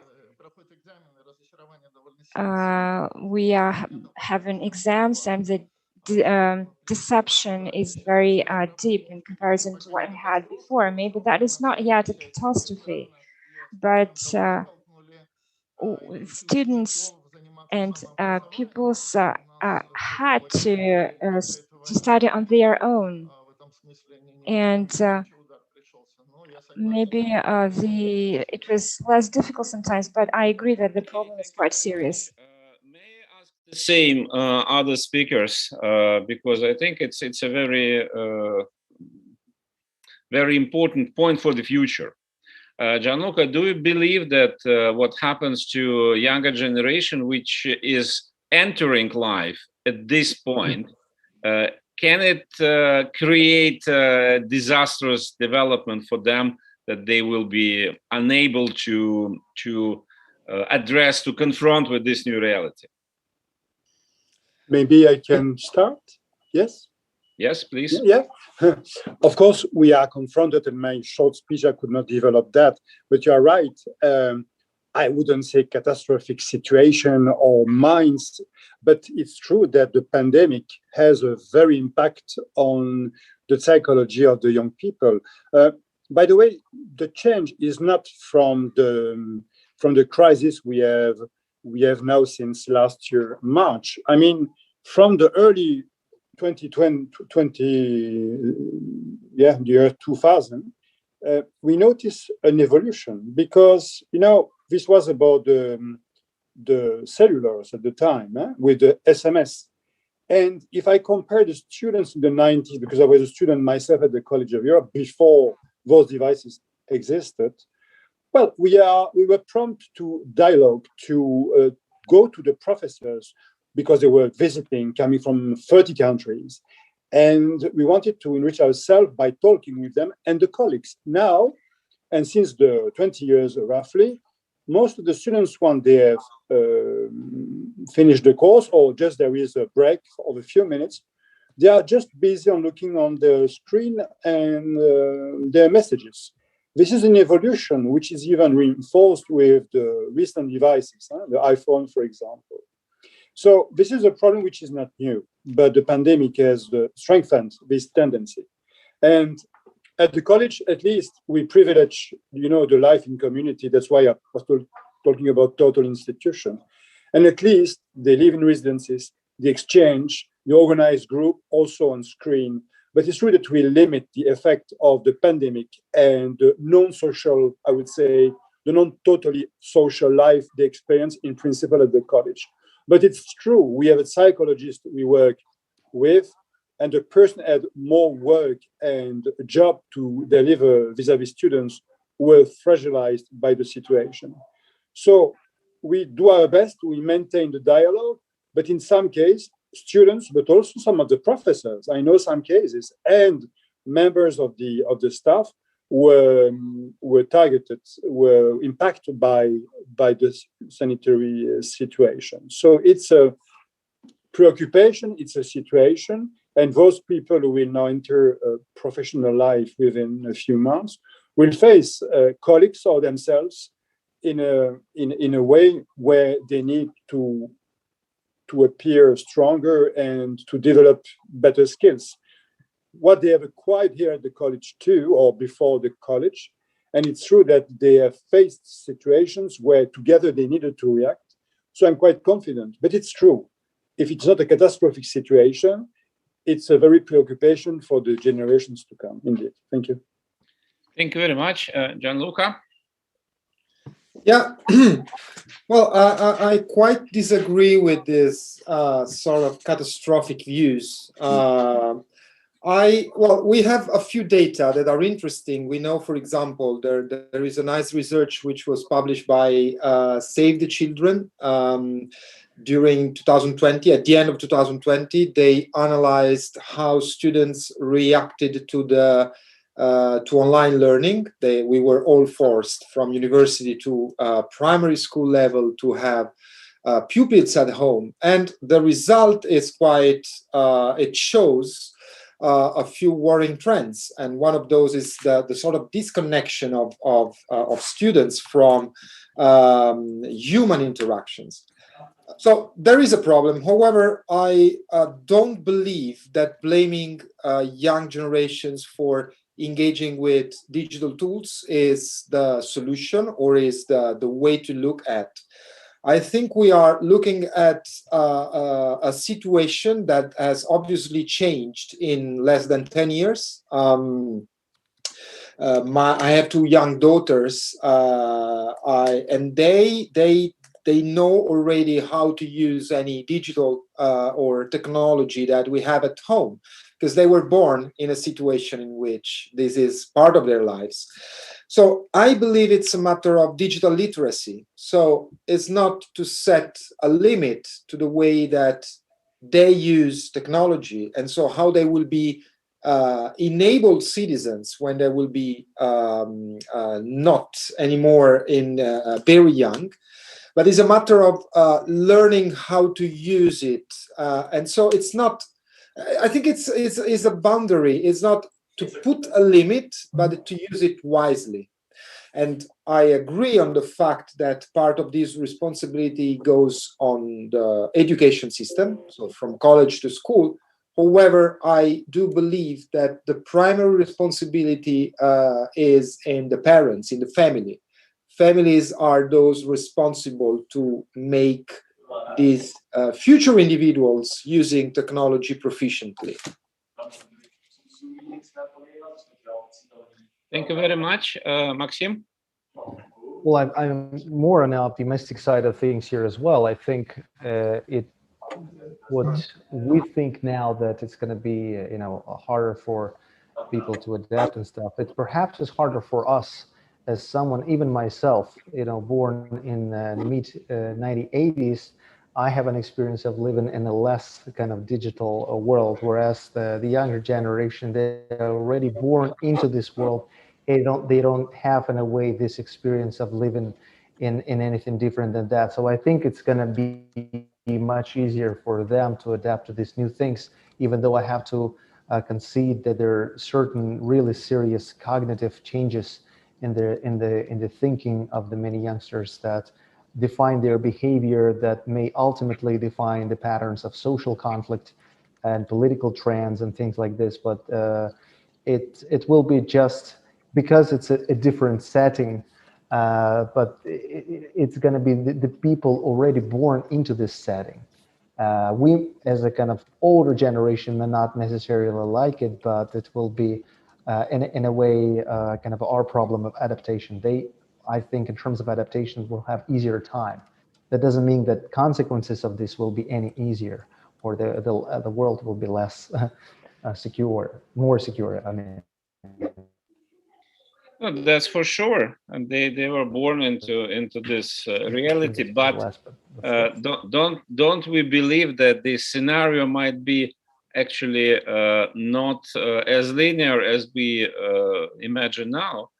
And for example, when I speak with my students at High School of Economics, I also try to identify to what extent they are ready to a rapidly changing reality, but not the digitalization, because as all of you say, digitalization is a natural environment for them. It's much more natural than for us. But just the opposite, because it might, at least we can imagine the scenario that what we discussed before about vulnerability. The more digitalization, the more attempts to make it safe, which will at the end of the day lead to fragmentation of this global environment because of fears in different countries, different states. And as a result, when I ask my students who are 20, 20, 21 years old, can they will they be able to live in a world with fragmented internet or without global internet? They say yes, but they cannot imagine this at all. While I would not exclude this option, say 10 years from now. We will see. Okay, ladies and gentlemen, I think we were very disciplined with timing, and I'm very happy. I think it was extremely interesting sessions. Thank you very much. And I'm happy to pass the leadership to the next session now. Thank you very much. Thank you so much. Thank you, colleagues. Really, the digitalization of the relations, social relations, is something we are living now, and it is being introduced to different issues and different challenges. For example, the relation between Russia and the European Union. And now I'm happy to pass the floor to the second session, thanking all the participants of the first one, with the moderator, Mr. Steven Blokmans from SEPS.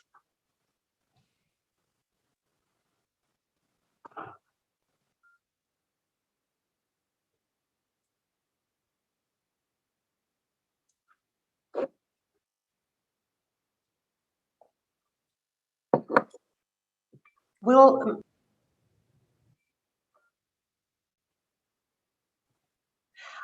make a just little pause of 5 minutes before the beginning of the second session. We ask you not to disconnect, please. And in 3, 4, 5 minutes, we'll begin the second session. Thank you.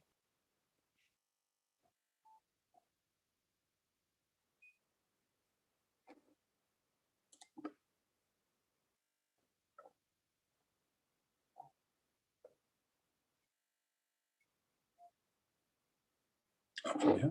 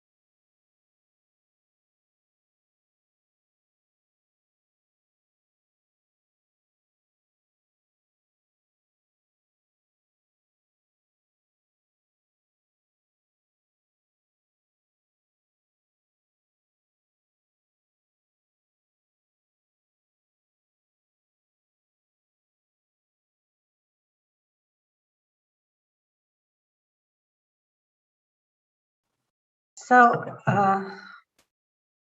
we begin the second session, the session of very actual problematic, and I'm happy to pass the floor to its moderator, Mr. Stefan Blokmans from CEPS. Mr. Blokmans, please, the floor is yours. Thank you very much for the kind invitation to moderate this session, the second session of today's proceedings, which is titled Exiting the Pandemic, Further Scenarios for the Development of Relations Between Russia and Europe. I'm Stephen Blokmans. I'm Director of Research at CEPS and Editor-in-Chief of the European Foreign Affairs Review. Perhaps I briefly introduce the session and also the speakers that we have today by saying that after Monday's European Council debate on relations between the EU and Russia, think tanker-in-chief Emmanuel Macron said to the assembled press that, and I quote, "I think that we are at a moment of truth in our relationship with Russia, which should lead us to rethink the terms of the tension that we've decided to put in place," unquote. And he was reacting to press questions on EU sanctions over the jailing of Alexei Navalny. And he added, saying that, what would you like us to do? Do we start an armed conflict? Do we completely cut off relations? Do we go further with sanctions? But where to? And I think these are some of the very fundamental, if not existential questions that, in fact, EU leaders now have to contemplate. And I'm sure as Vladimir Putin and the Kremlin are contemplating. As far as the EU leaders are concerned, they have tasked the European Commission to draft what I call more creative options on relations with Russia in a report which is due next month. But perhaps I could draw inspiration from the work of the EU-Russia Expert Network, EU-REN, which after several years of meetings in Moscow and alternating European cities, produced a final report titled Alternative Futures of EU-Russia Relations in 2030. And we're grateful for Ivan Timofeev, the Director of Programs at RIAC, the Russian International Affairs Council, to present some of the findings of those 4 alternative scenarios that this group has fleshed out.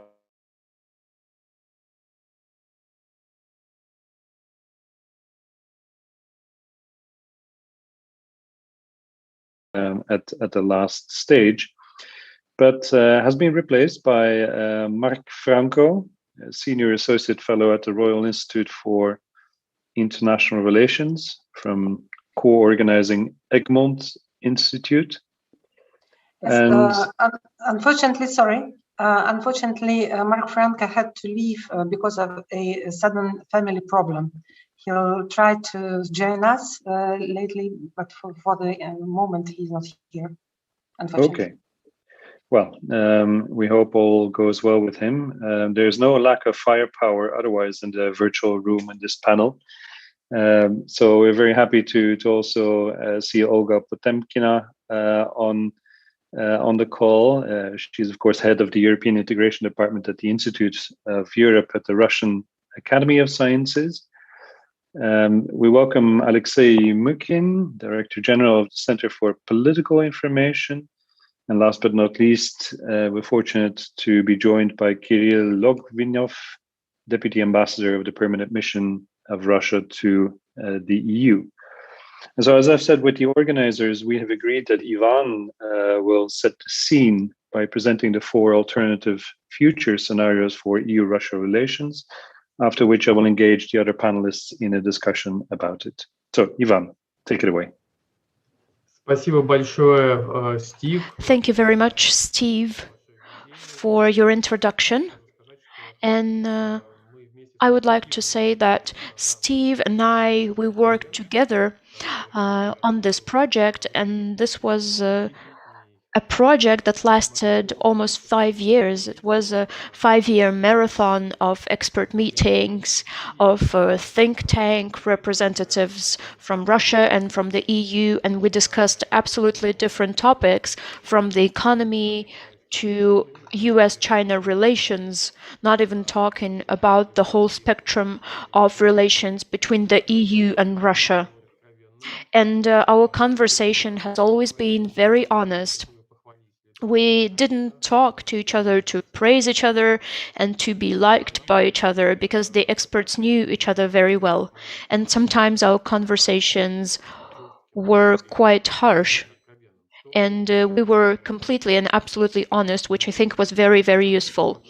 And in 2018, Ms. Sabine Fischer, that was supposed to speak today, but unfortunately could not join us, and me, we prepared a joint report on the relations between Russia and the EU. And we tried to fulfill the idea of selected partnership, the 5 principles of Mogherini. We believe that this idea is there and it can be used quite constructively. And by 2020, we had come up with the idea of forecasting some scenarios and to try to predict what is in store for us in the future and what kind of future would we like to have for ourselves. And we didn't just want to do a forecast for the sake of forecasting. We didn't aim at a linear forecast. But we wanted to predict some scenarios, some of them more positive, some of them more negative. So we just wanted to discuss some alternative points in the future and how we can achieve these points. This was quite a challenge. The group was very diverse. We all had different views, different political views, and different backgrounds. And at first, we were worried that this project would not even be completed. But we had a series of brainstorms. We invented our own methodology for creating these scenarios. We had a special team of moderators that had quite an experience in forecasting scenarios. And so we had 3 dimensions: security, economy, and neighboring countries. Almost like the OSCE, but the third aspect, or the third basket, as we called it, was different. And our joint report was made together with Ms. Sabine Fischer, and I believe we have quite an interesting product. This is what it looks like, and it is published on the website of the Russian Council on International Affairs and the network as well. So if you're interested, you can have a look at it. This is a collective product of Russian and EU experts, and I don't want to be too shy here. I believe that this is a truly unique joint project. We have a lot of materials from the EU about Russia, and there were some materials about the US from Russia, and this is something that we usually use, but what we had here was truly cooperative, and we had a lot of information that we worked on jointly.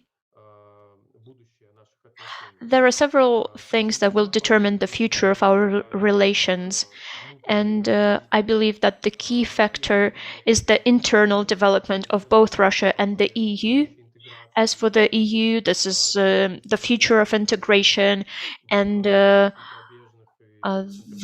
composition of the EU and different tendencies that are taking place right now.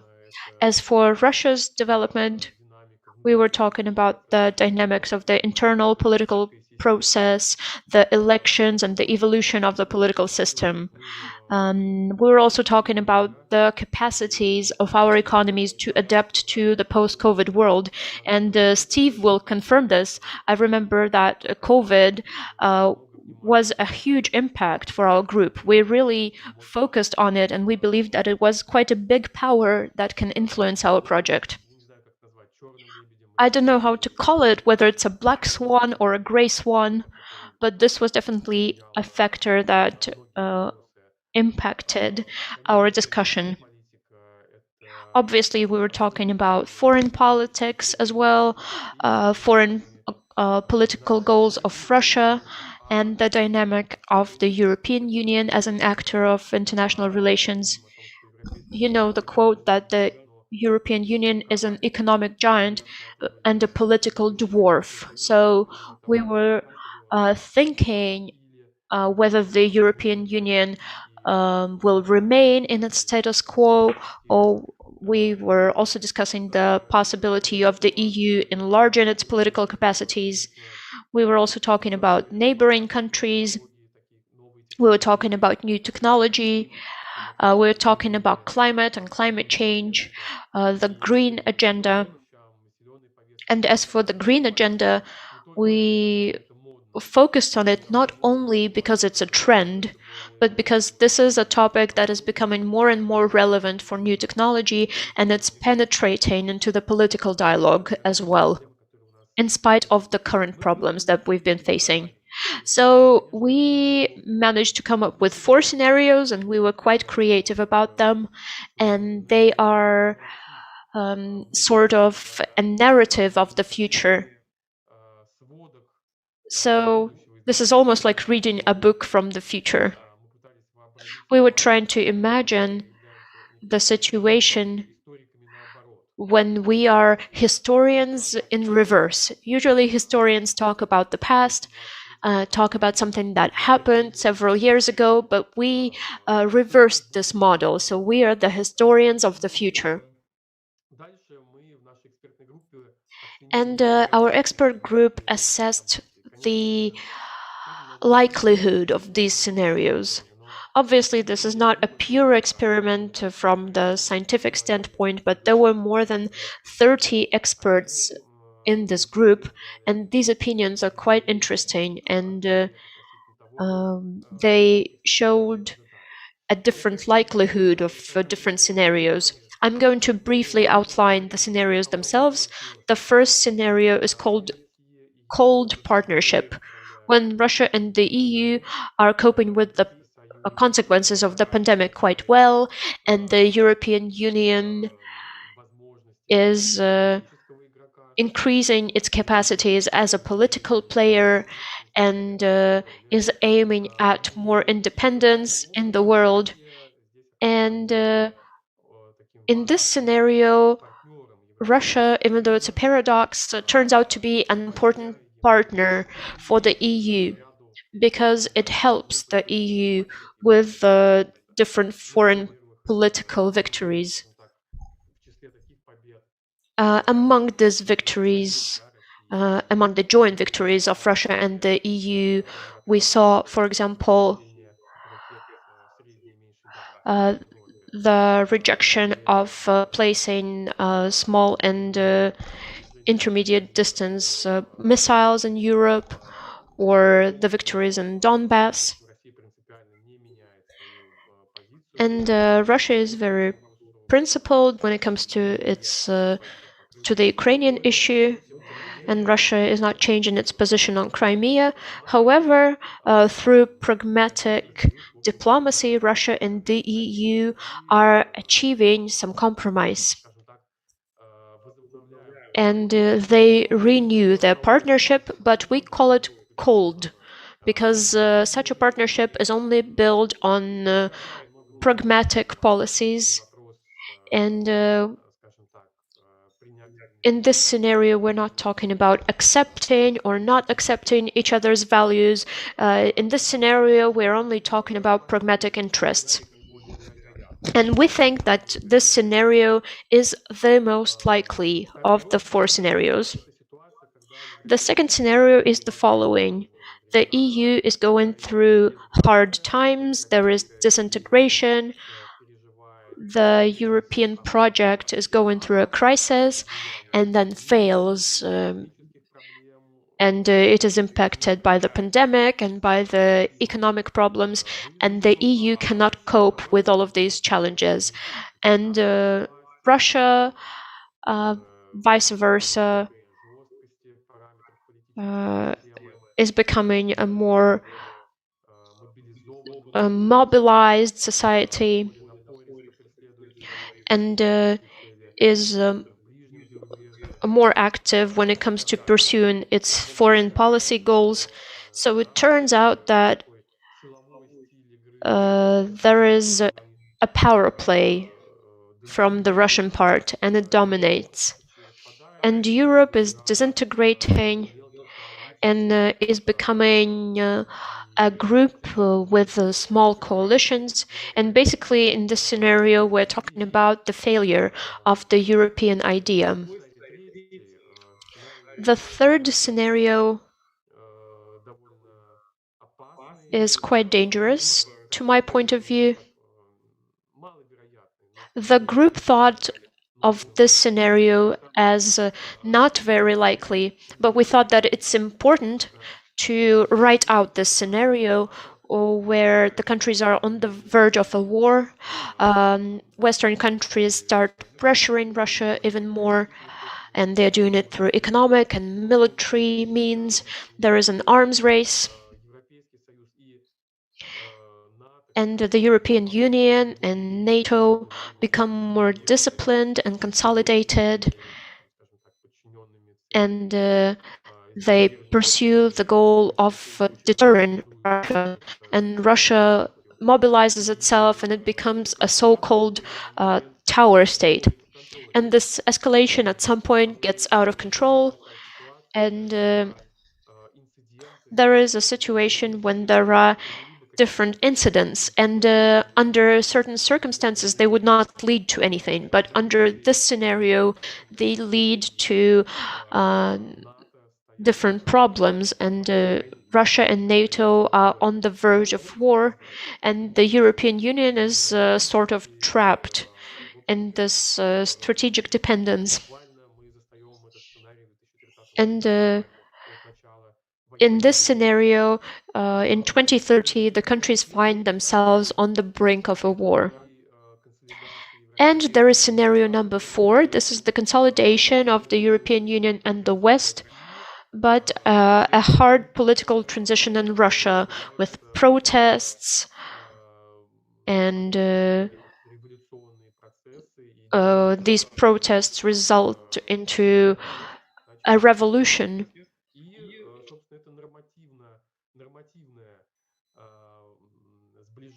And Russia and the West get closer as a result of political transformations inside of Russia.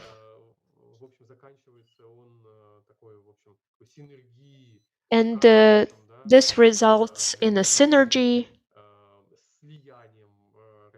and the countries basically converge. And here we're talking about the countries getting closer. In the second scenario, we're talking about the failure of the European idea, while scenario number 4 outlines the victory of the European idea. And the participants of our group believe that the likelihood of this scenario is 0. 0 experts considered such a scenario likely. Some experts believed that this scenario was quite favorable, especially the European experts, but they didn't believe that it can come true. So here are the alternatives we can talk about, and obviously the future may change and may be different. And I believe that the scenario of a cold partnership, even though it will still have some problems, but it still means a way forward and compromise between Russia and Europe. And some achievements like this are much better than just declaring your own points of view and principles, because the point of diplomacy is achieving a result. The result is the most important, and then when we're talking about normative goals, it is secondary. However, some European experts might argue with me here because our diplomacies are different in terms of culture. Russian diplomacy has always been about pragmatism. We know that a European diplomacy has a very solid normative foundation. However, I've been talking for a while. I believe that my time is up. I've been talking for quite a long time. So I described our scenarios for the future, and I would like to underline that it was hard to work on this project because we have different views and we argued a lot and there were a lot of debates. But the fact that we have this common project, I believe, is a very good sign, and I hope that we will continue our cooperation. Thank you very much to Ms. Bunina as well. I'm very grateful for the possibility to present our work. Thank you very much. Thank you very much, Ivan. I can only support what you just said at the very end, that we should try and somehow keep this group alive, so as to keep on discussing what is obviously needed, certainly at a track 2 level. On your remarks at the very beginning on COVID, indeed, it's not a black swan, a highly improbable, high-impact crisis. It's a gray rhino, as the report mentions, a highly probable but mostly neglected high-impact crisis. And indeed, in the proceedings that led to the production of this final report, the members of the group took on board the relative impact. I dare to say that the COVID crisis has had on EU-Russia relations. And I think it's also fair to say that they have been mostly extrapolated as a result of increasing G2 rivalry between the US and China. Of course, there have been disruptions in mobility, etc., but it's probably the US-China rivalry that has been the main driver here. Well, I think I will go around the virtual table maybe very quickly to gauge some reactions as to the probability of these scenarios, to see whether each of the speakers indeed agrees with what Ivan has presented, the cold partnership scenario being the most likely one of the 4, or do they see, since the publication of the report in 2020, that history has been speeding up already to such an extent that we see inroads being made into the other scenarios, increasing the likelihood of them. So perhaps, Olga, if I can start with you, what are your first impressions on these 4 scenarios, or do you think they present a complete picture? Would you add a 5th one, perhaps? Thank you, Mr. President. Can you hear me well? Я, пожалуй, присоединюсь к... I will probably join the members of the group that thought of the scenario of cold partnership as the most likely. And I agree because we can see that there are different points of view. And in this scenario, all of these people with different points of view managed to reach compromise on different issues that seemed very hard to be resolved. I know that the Russian expert community, there are many people and many voices that are in favor of the second scenario of an anarchy, so to say. For Russia and for the European Union, it is interesting what kind of reforms there will be. What kind of reforms will Russia conduct? Will the European Union go through any reforms? What will be the consequences of the conference that has already started? Will the powers and competences between the EU institutions and states be redistributed? Or will these be only suggestions? And here I'm talking about healthcare. In my view, healthcare needs to become a priority when it comes to the cooperation between Russia and the European Union.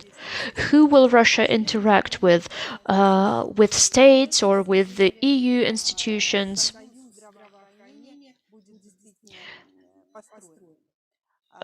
Who will they interact with if we do reach this healthcare cooperation? So in the future, the issues of reform of both Russia and the European Union will be very important. Getting back to the scenario of cold partnership that I would hope be the most likely, here's what I want to say. We need to discuss whether this idea is realistic. Since you wrote out these scenarios, quite a lot of time has passed, and unfortunately, the time is not in favor of this scenario. I can't hear the speaker. I cannot hear the speaker. Mic to the speaker, we cannot please. hear you. Can you check your microphone? The interpreter has. Can you try again? You can't hear me at all? Yes, now we can. Yeah, I hope the interpreter can as well. Can you confirm interpretation? Yes, I can hear the speaker. Okay, we're good to go again. Sorry to interrupt, Olga.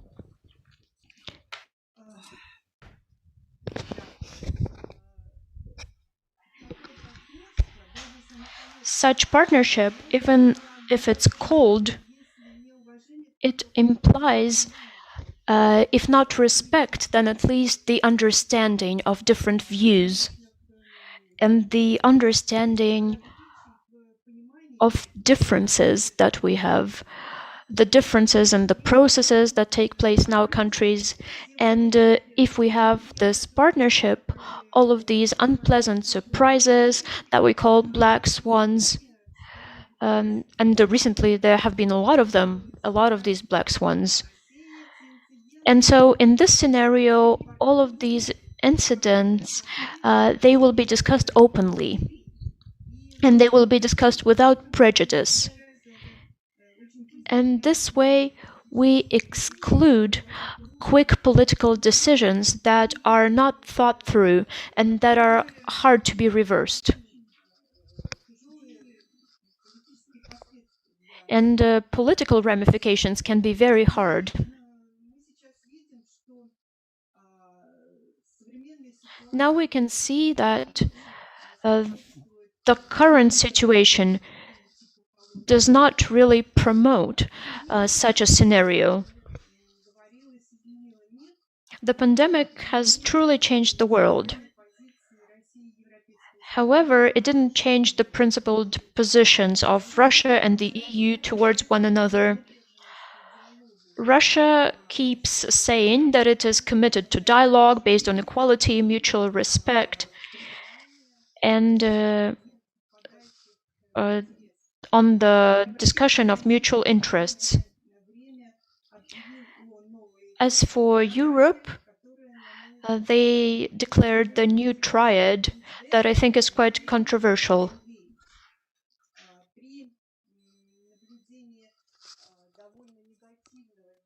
We can see a negative dynamic of the relations. And there are also some worrisome backgrounds as well. There are some worrying tendencies in the post-Soviet space and in the common neighborhood. There are some worrying developments in the Middle East as well. And there is something I particularly regret as well. There is now an acute confrontation in the informational space. we could expect that the pandemic would give Russia and the European Union a chance for closer cooperation. And I'm talking about cooperation in global affairs. We know that in the West, the pandemic is fading, but in Asia, the pandemic is still raging. And this can lead to serious social and political consequences for the whole world, for Russia and the European Union included. And I believe that Moscow and Brussels could coordinate their programs of how they respond to this crisis, to the pandemic, in a wider area from Central Asia to the west of Balkans and the Middle East and North Africa.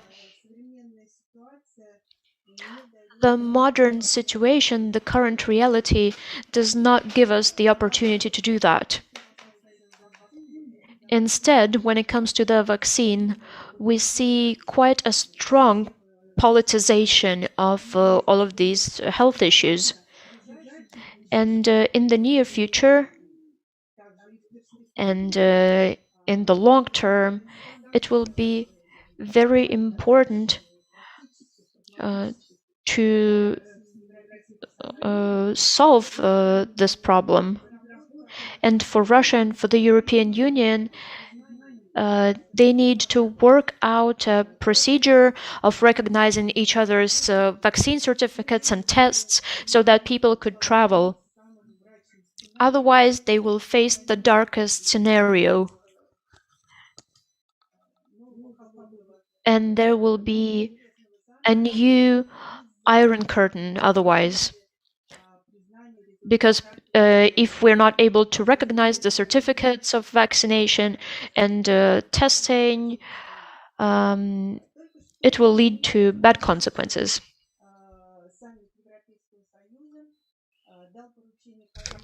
The summit in the EU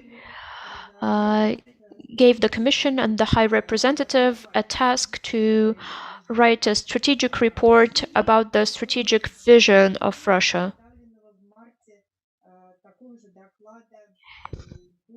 And in March, such a report was made about Turkey from the positive and negative point of view. So this report should be presented by June, and then it will already be clear what Putin and Biden discussed, and we will already know what agreements they will come to during their meeting. As a result,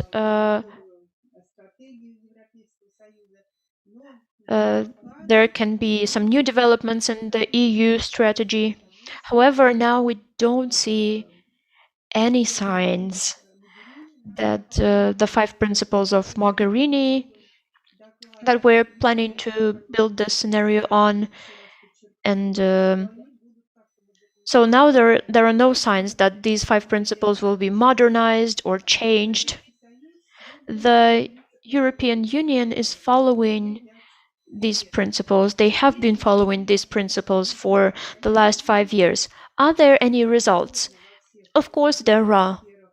There are many results that we know about, especially when it comes to selected partnership. However, you might agree with me that they are fading amid political scandals and political accusations. What can we say about these principles? Both Russia and the European Union need to start implementing the agreements. However, the implementation of the Minsk agreements are now considered a condition for EU's position towards Russia and towards its partnership. And I'm not only talking about European countries, but EU in general. And this position is no longer working. I believe that this is quite clear and quite obvious right now. So I believe that it would be logical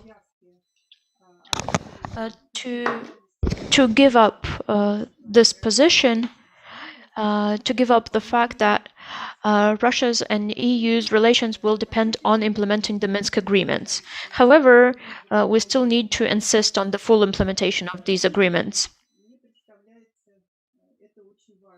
I believe that this is very important for the future of our relations. As for the sanctions and containing Russia through sanctions, I would like to quote President Macron. To deadlocked situation is no longer one effective policy. Действительно, президент совершенно прав. It is true, the president is correct. The sanctions are obviously harming the European economy and the economy of Russia. However, they are not efficient enough to pressure Russia into changing its position and its foreign policy. It is clear that the most serious sanctions and harsh sanctions will lead to a disbalance of the whole economy, and as a result, everyone will suffer.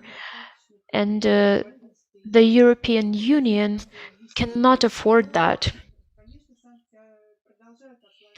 Obviously, the sanctions keep complicating the life of people,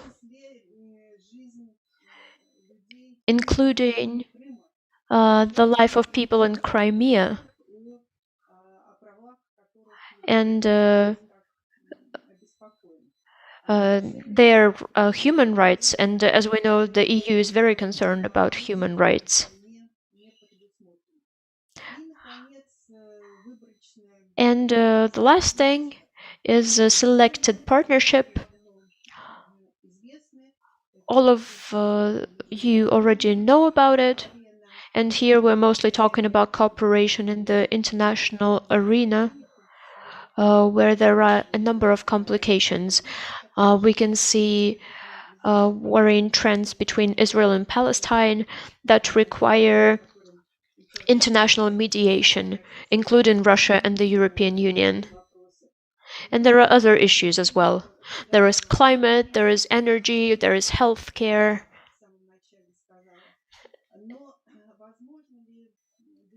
Is it possible to achieve results without a systemic political dialogue? I believe that achieving results is possible, but this way the results will be quite limited. As we can see, this is what happened during the 5 years of following the Mogherini principles. All of these areas for a selected partnership of selective cooperation, they were discussed during the visit of a High Representative to Moscow. And I believe that his visit was not a failure in light of this, because all of the issues that were discussed were presented by both sides, and we were talking not only about facilitating the implementation of different tasks, but they were talking about common interest. However, these useful results were lost in the stream of skepticism and criticism that the High Representative faced when he came back to the European Union. All in all, both now and in the future, in 2030, if there is no political dialogue, if there is no systemic political dialogue, then the results of the pragmatic and selected cooperation and partnership will only be very limited.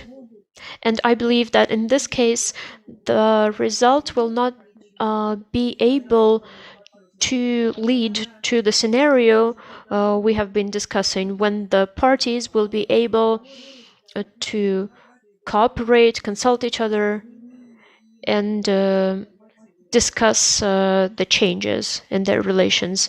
That's it. Thank you very much. Thank you very much, Olga.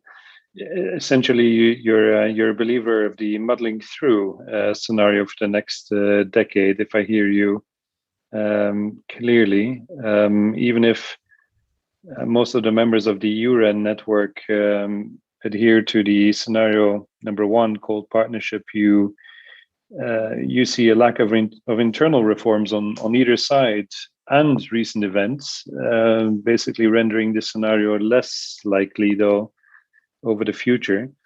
Thanks also for highlighting the areas of selective engagement that could be explored. You mentioned health, of course.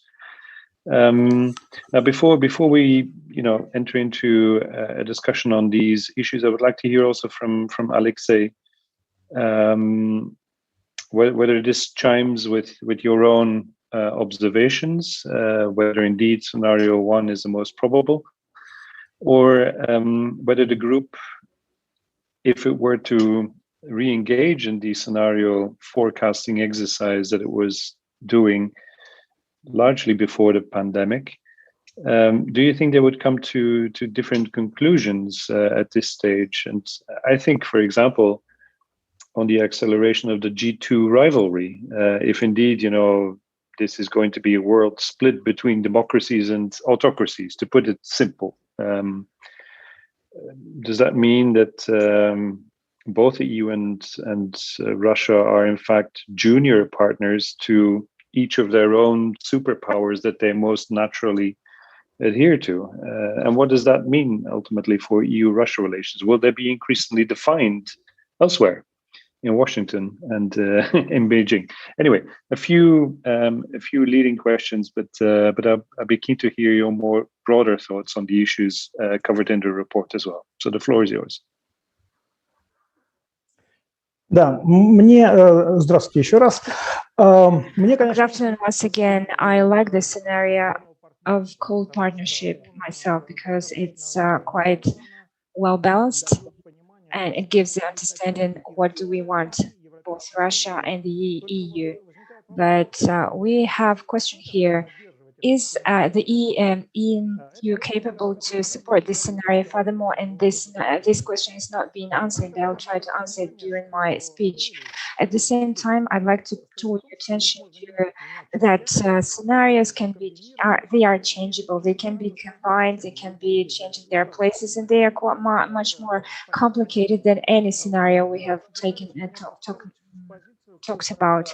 You were trying to put me into position when we are talking about opposition between democracy and authoritarianism and the scale, the political scales, which should be subjects to more to bigger political decisions. I think you were thinking about the US and China, and I think that's an attempt to bring the situation again to a bipolar world.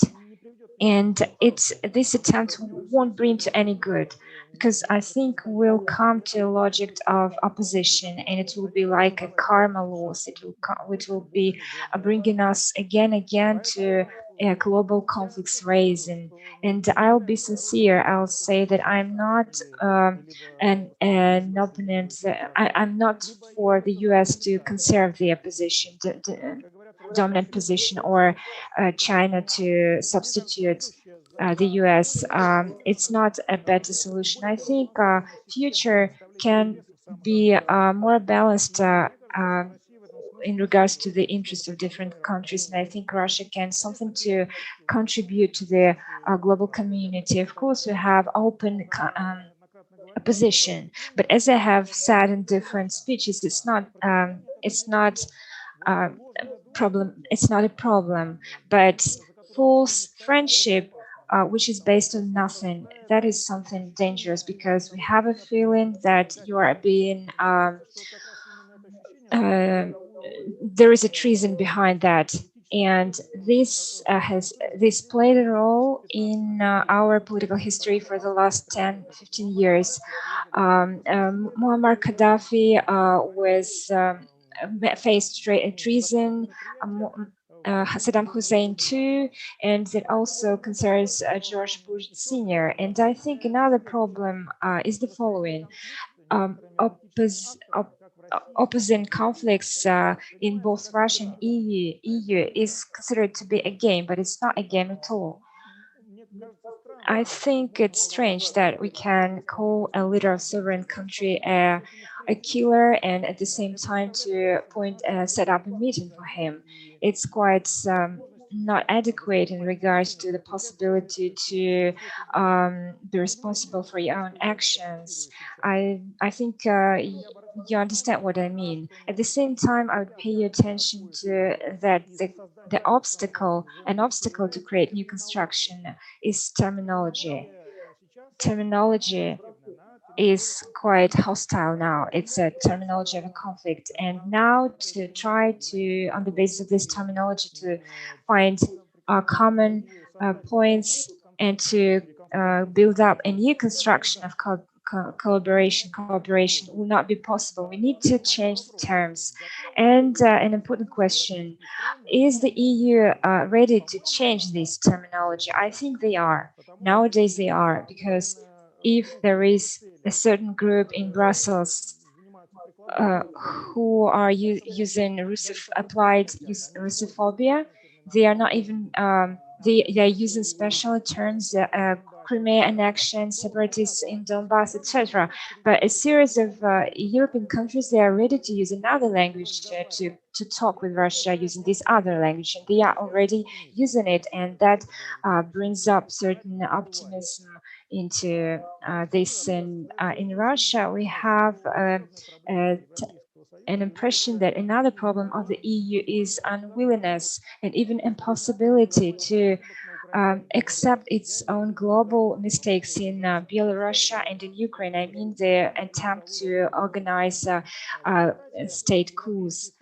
And as a result, the EU establishment has got in its own trap, because he cannot, he's trying to put the responsibility on Russia, saying, calling it being aggressive, and speaking about specific aggressiveness of Russia, about this specific threat, given the carte blanche to the US and Great Britain, and otherwise militarizing Europe. Where is the way out? I cannot see it here, because I see the opposite process. I see that the European countries are going towards a new armed conflict, as it was in the 19th and the 20th century. Of course, I'd like to avoid it. Another point is that the existing so-called the European solidarity in reality is changed by Atlantic solidarity, which for example, Donald Trump was speaking about this and about this after the Joseph Biden has come into the office. But I think this kind of things will not end up well, because a moment is inevitable when the European society will be deceived in also Joseph Biden. And I think that's good, because it will give new possibilities to construct new system of relations with the Russian Federation. This so-called Russian Russophobia applied is a tool which is distracting from resolving and impossibility to resolve internal EU problem and some European countries' problems. But at the same time, I was saying that it does not bring to resolving these problems, which are accumulating and which can bring to different changes in the economic status of the European countries. And here, from Russia, we see, and I hope you agree with us, that this Euro-Atlantic cooperation is bringing to only limiting the European countries within by the European countries, while they're speaking about completely other things. They're saying that Russia is doing what it is doing. And here I'd like to propose a series of measures which would allow us to avoid sad perspectives. First of all, of course, it's obliged normalization, imposed normalization of EU countries with the European Economic Union, not with Russia if you don't like us so much, but with the European Eurasian Union, and then sanctions. Italy, Austria, Hungary's, as far as I remember, France now with Emmanuel Macron are speaking about this openly, and this must be implemented practically. At the same time, I'd like to draw attention to creation of collective, united European security, because without Russia, the European security is impossible. And this is the future of Europe, and creation of new Berlin Wall, using the line of Balkan countries, Moldova, and this is just only the subset of its theory. Thank you. Thank you very much. Loud and clear. You see a split emerging between Russophobes and the different semantics that are being employed by others that offer openings for a more constructive relationship. So we take those points into account also for a subsequent discussion, perhaps on the 5 guiding principles. But first, I would like to turn to Kirill Logvinov. One of the main drivers of, at least suggested in the report, is that the 4 scenarios, or any of the scenarios, the future in the next decades, basically, for EU relations will be primarily defined as a result of internal developments. They will play a key role in shaping the future of the bilateral relationship. And its improvements will therefore require on the EU side more unity and at least some economic reforms in Russia. Do you agree that apart from the international aspect, this is indeed, the key driver for the relationship to develop from here? And the second question, like the one I posed to the others, is of course whether you adhere to one or the other scenario, or whether you see a mix as the more likely one to define the next 10 years. Over to you, Kirill. Спасибо. Спасибо большое. Thank you very much. You have been talking about different key factors which were taking our attention. I'd like to speak about this because, of course, the work has been done, a lot of work, and I don't know whether we were willing to analyze how did we come up into how did we end up in this actual situation. But I think it's very important, and I'd like to share my opinion with you. Maybe it will be taken into consideration while constructing future scenarios. First, the first one is the impact of the pandemic on the actual state between of relations between Moscow and Brussels, because it was not a coronavirus which provoked this situation, and the end of the pandemic will not bring to a restoration of these relations. Everything started a lot earlier, and of course, speaking about the scenarios, we have to take into consideration. Many people think that everything started in February, March 2014. My personal opinion is that the key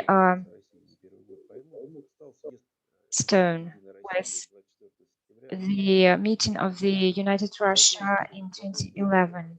Everything happened much earlier before the coup d'etat in Ukraine, and the main issue in Russian and EU relations, it was evident 10 years ago. It is a symmetry of mutual expectation which provoked changed perception, and it brought to economic collapse and of relations between Russia and the EU, and to worsen of the relations. So it concerns what we expect, what we who do we trust? Because we cannot do by only single action we can restore trust. If we want to re-educate and given your own opinion as the only true opinion, another important moment and point, I think it will be impossible to make our relations very easy to predict unless we do not trust each other. The EU approach in relations with third countries, it becomes more and more real. We need to take into consideration this. We see white and black picture. These are bad, these are good. There are some so-called democratic countries and there are totalitarian countries, and it's interesting to know that the majority of the states of the world, including Russia, are not going and not willing to adapt to this system, and it does not embarrass anyone. And unfortunately, this white and black perception will bring to negative consequences. And in my opinion, in Brussels, they don't think about is that we have to react to attempts to make others to be friends against Russia. And another point, quite fresh. So they show it as Brussels has to react. But as Barrel told that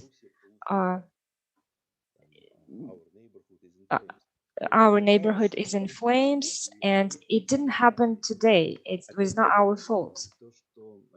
And again, what our speakers were talking about, we need to pay attention to the facts. And today, it may seem quite absurd that the conflict between Russia and Ukraine could be provoked only by the fact that by the end of 2013, the Ukrainian parliament did not want to meet the demands of the West to let go of the ex-prime minister. And at the same time, the decision of the Ukrainian government to stop works on the EU-Ukraine accords, which did not take into consideration these accords. The second thing, I think that which scenarios will be more likely to use, or which other scenarios of our relations, development of our relations, it will depend on EU decisions too. We have been talking about this too. Russia remains for many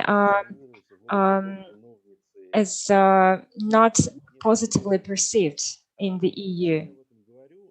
Why I'm talking about this is the process of normalization of our relation will demand geopolitical will, not only in Brussels, but also in the US. But some people can say, but how can we react from our point of view, from Russian point of view? Because for us, it's much simpler because we do not see the European Union as a threat. And we have always been saying that we want to remain in good relations with the EU. And another point, when we are talking about interests of big capitals in order to avoid collapse of our relations, and you have been quoting on Kron, I cannot comment on this, saying that Russia does not want to have dialogue with the EU.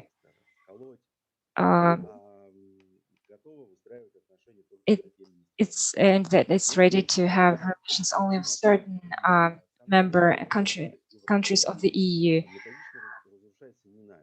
All this situation is being destroyed not by us. These relations are being destroyed not by us, but by Brussels. We also perfectly understand that the list of competencies that will only be widening on the national levels. It will be aided by a list of questions which we will need to use while in our relations with the European structures.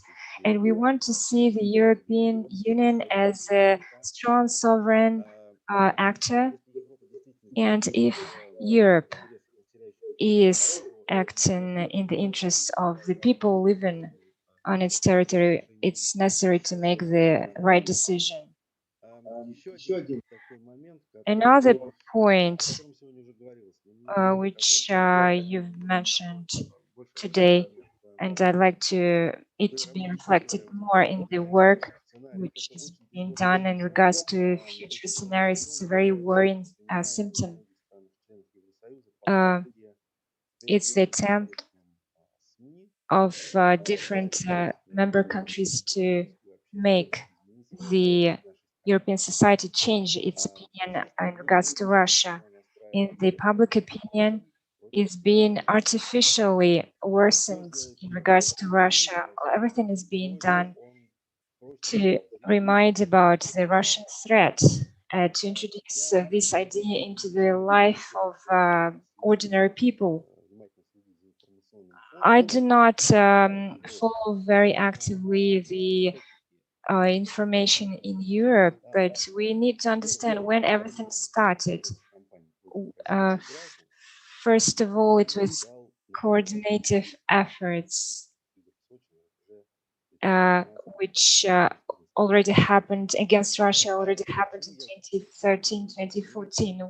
What I'm leading this all to, in the EU, it seems that many people in the do not just think about that Russians can take it all personally, and many European they do not see the West. Many Russians do not see the West as something foreign, something strange. They are used to the to have very easy contacts. And I'd like to ask you, don't you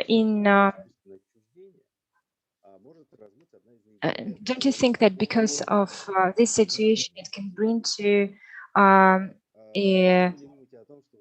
worsening of the situation? Why don't you think that these attempts to falsificate our history, they will bring to a reaction on the level of ordinary Russian citizens and Europeans? And all this can change our relations for the tens of years to become.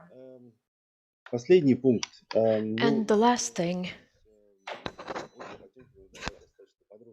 Ms. Potomkina has already spoken about it today. She gave quite a detailed analysis of the 5 points of Mogherini, and I have nothing to add here. And I believe that in the nearest future, the EU will not come up with anything new. They are quite in solidarity about these principles, so I believe that they will remain. However, regularly we hear the question about how we see the relations with the EU. And there is quite a spiral that we've seen of degradation, and to stop it, I would not I would ask not to build conspiracy theories or not to take out quotes out of the context. I would call on everyone to find a solution and to find a concept that would work. I would like to quote, Russia is interested in building constructive and predictable cooperation based on equality and mutual interests. The strategic task is to form a joint humanitarian space that will allow not to have divisions in the European Union. And I believe that today and in the near future, we need to build on this concept. We need to build our cooperation on everyday work. Thank you very much. Thank you very much, Mr. Deputy Ambassador. I'm looking at the organizers to see whether Mark Franco has in the meantime joined us. Unfortunately, not yet. No? Okay. Well, I'm sure that he would have given a different interpretation to some of the statements by the Deputy Ambassador. And in fact, a lot of Europeans would, of course, disagree with this type of reading and respond that it was Medvedev and Lavrov who at different occasions mentioned that it doesn't matter talking to the EU anymore. It's basically a dead organization. It doesn't show any leadership and it's not legitimate. It doesn't have any power, real power. Or that indeed Russian troll farms are to blame for disinformation campaigns within the European Union for the peddling of conspiracy theories, or indeed the Kremlin for revisionist foreign policy, aggressive foreign policy in the shared/contested neighborhood. I'm simply saying what other Europeans would have probably mentioned at this stage in the conversation. As a moderator, I will take my role, however, in a more neutral fashion, and maybe put it back on the issues, especially of the shared contested neighborhoods, Ivan.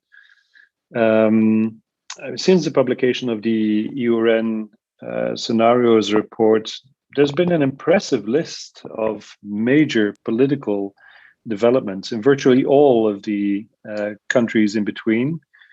I would not necessarily categorize them as black swans. Many of them are coming back with a certain cyclical pattern, it seems. But in reverse chronological order, Belarus and the Ryanair flight, the fact that the association trio of Ukraine, Georgia, Moldova is born, a leadership meeting with Charles Michel is planned, the fact that Georgian democracy is rescued, at least temporarily, by EU mediation, a war, of course, between Azerbaijan and Armenia.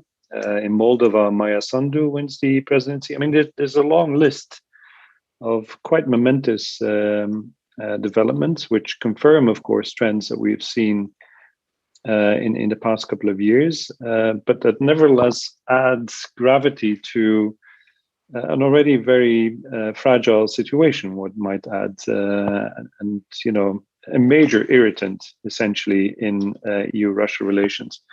Could you perhaps share some of your own thoughts on this variable in the scenario building exercises that we've looked at, the shared contested neighborhood as the other key element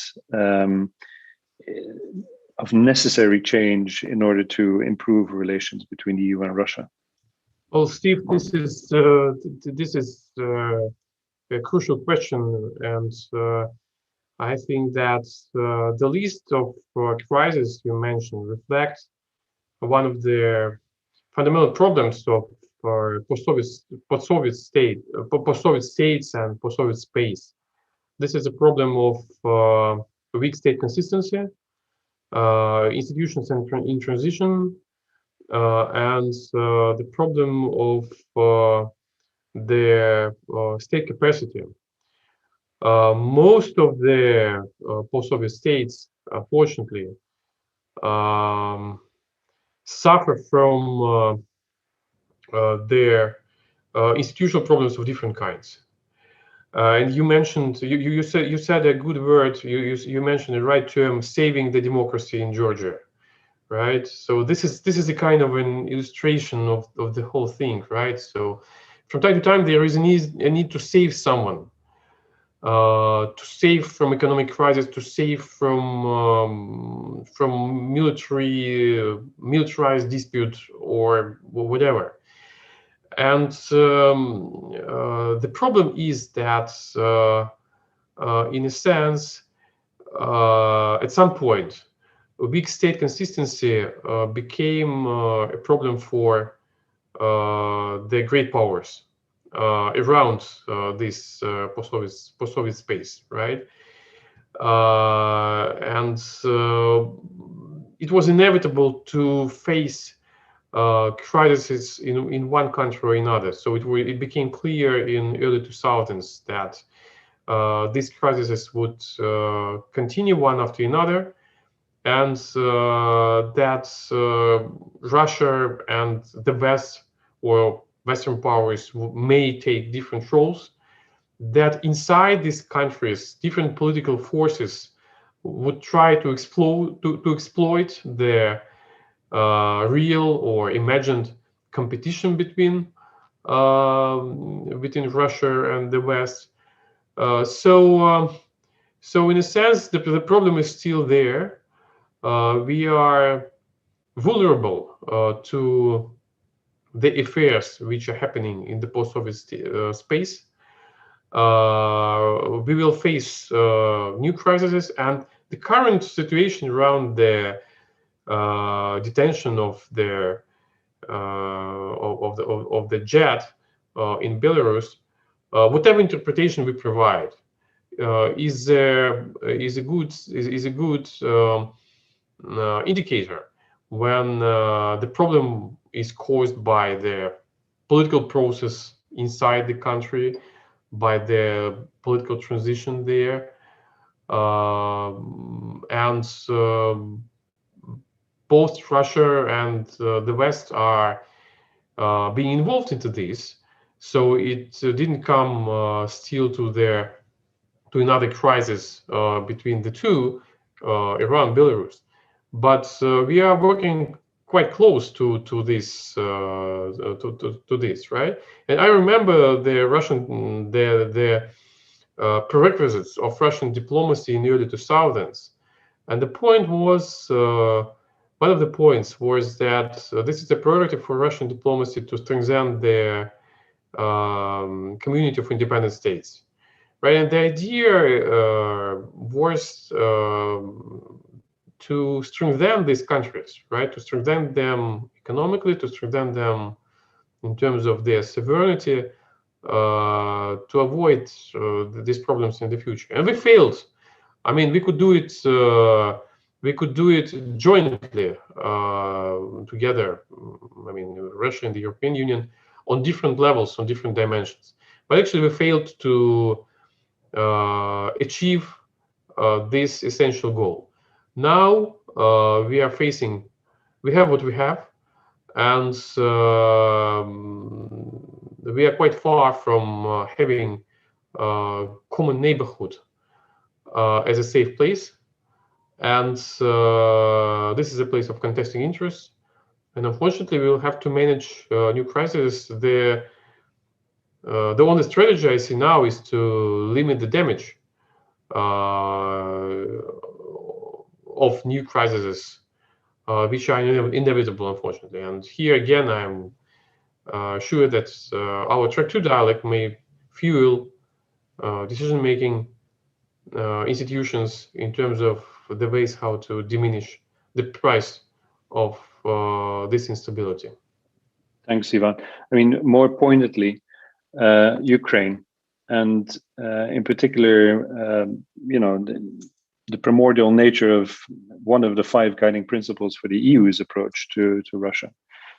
Do you foresee any possibility that in the next 10 years there's a breakthrough? I see that Alexei might want to come in on this as well. So But Ivan, I pose the question to you, but feel free to pass the buck to Alexei if you want. Yeah, I was speaking too long, so Alexei, would you like to take the ball? Alexei, please. Да, на самом деле это интересный очень кейс, потому что... This is an interesting case. Right now, we came to this question naturally. There are some positive cases on the agenda, actually, but if there are common ways to develop, for example, we've been talking about healthcare, we can move on. We should move on. But why not think about how to manage negative cases? In our portfolio, on our agenda, we mostly have negative cases. So why not elaborate a roadmap? Why not elaborate a system of working with negative cases? And obviously, Ukraine is an interesting issue to discuss here, and it's a very painful point. And I've already said that when it comes to Donbass, what's going on is quite painful to Russia. The European Union is upset that Ukraine is not successful in building a democracy. However, maybe we should talk about lesser things, for example, Transnistria.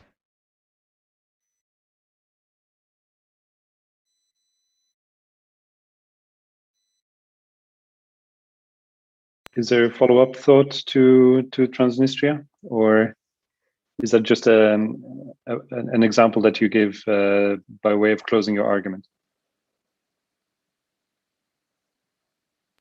Это просто пример. This is just an example. This is just something that we can think about for the future, because in the nearest future, they're not going to decide anything. Okay. But here's what I think about. If you cannot manage positive situations, we need to learn to manage negative situations. That point is well taken, and I think it chimes with some of the others as well, whom I saw nodding feverishly, at least Ivan was. Olga.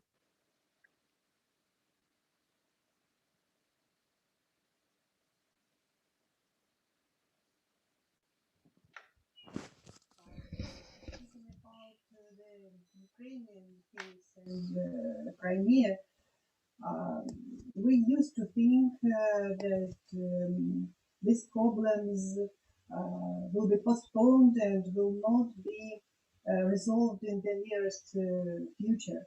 But there are people alive who suffer, both in Ukraine and both in Donbass and the Crimea. So I think that these difficult issues, these very sensitive issues, should be discussed in the framework of the political dialogue, which doesn't exist. And this is the problem for the countries in between Russia and the European Union. There was a good proposal from Russian side to somehow start consultations between the European Union and the Eurasian Union, and that would be the way out for the countries in between. But still, as I have mentioned, Minsk agreement are precondition for development their relationship between the European Union and the Eurasian Union. And as far as I know, even several European experts and politicians think that these precondition, this link should be cancelled, should be refused. And this is, I think, might become the way out. Before I pass on to Kirill, maybe to offer some additional comments on this as well, I would like to appeal to the attendees that they, of course, can use the chat function, but also raise their virtual hand if they have any questions or would like to intervene. But first, Kirill.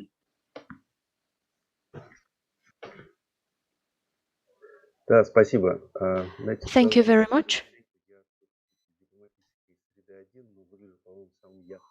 I believe that I look a little bit like a hawk in here, but there are a couple of remarks that I would like to make. First of all, about Ukraine. I can be honest here, and when it comes to the dialogue with the European Union, things are only getting worse. The first thing, we're coming closer to August the 23rd, when Kyiv announced their project of what they call Crimean Platform. And those who are invited to this event, not all of the people confirmed, but the EU has already done it. And it was done on a high level, and you know very well what this means for us. And this will probably influence significantly our political dialogue, especially when it comes to the problems we've been discussing today. And in general, it will impact the cooperation between countries in the post-Soviet space. And the second thing,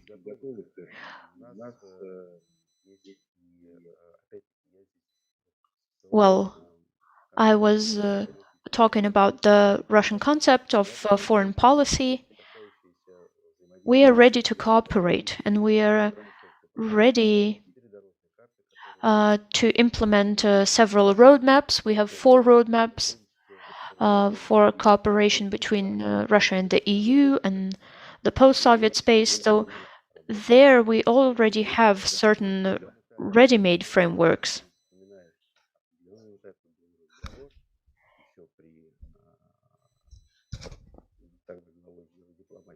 And we already had a conversation about our cooperation.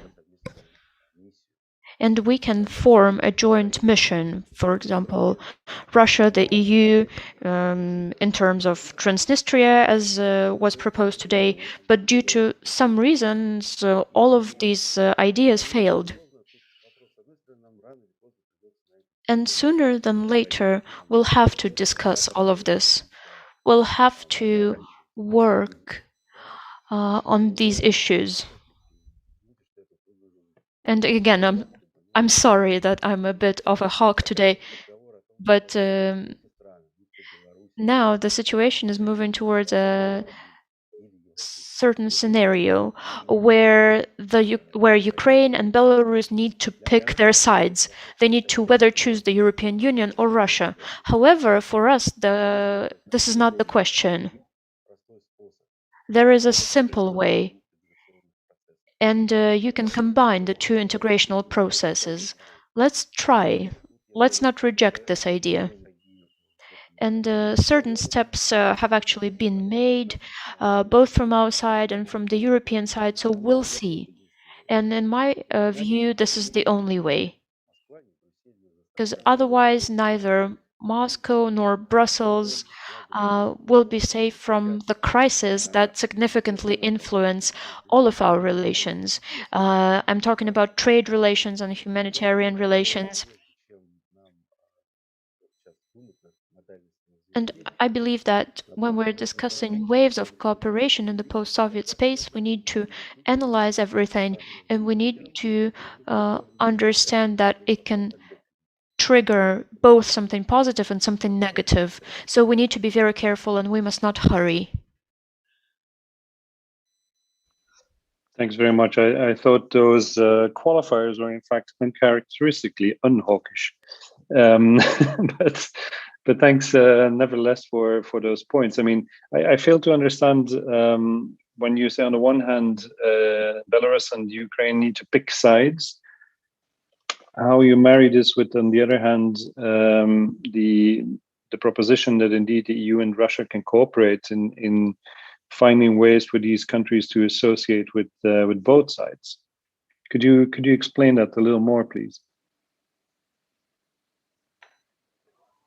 Нет, безусловно, еще раз. То есть Yes, once again, Евросоюз не the должен European ставить Union must not make these countries choose whether to go further with the European Union or with Russia. And I mentioned Ukraine. And I believe that the whole crisis started with this, with the agreement on association.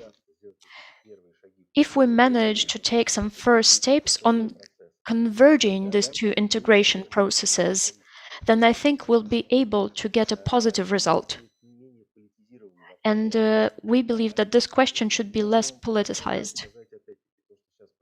However, what's going on now in our relations, well, obviously the atmosphere is dark and it is not conducive to professional discussion and political dialogue on these issues.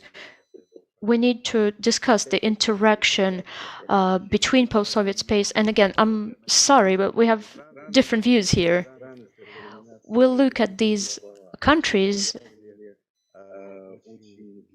and we know that historically we've been linked to them for a long time, historically and culturally. And unfortunately, when it comes to the European Union, we've often heard that it is our common neighborhood and it's now an area of competition. However, if Russia and the European Union will reject these terms, will reject this competition, I believe that we will be able to achieve cooperation both with each other and in this direction in general. And these countries will obviously need to participate in this process too. Thank you. Okay, that clarification was helpful, at least for me in the translation. So thank you very much. I understand now better why you said you were being hawkish.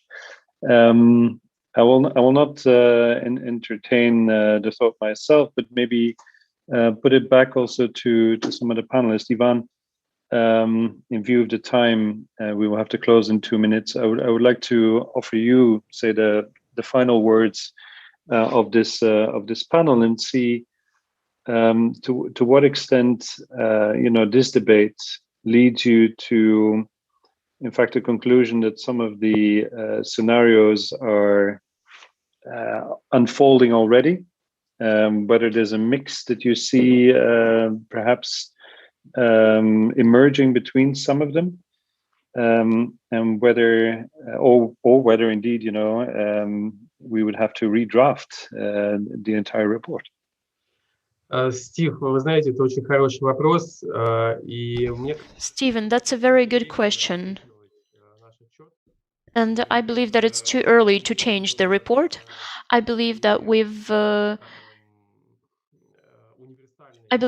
our scenarios are quite universal. Obviously, the details may change, but I believe that all of these vectors, all of these scenarios, they are still very relevant.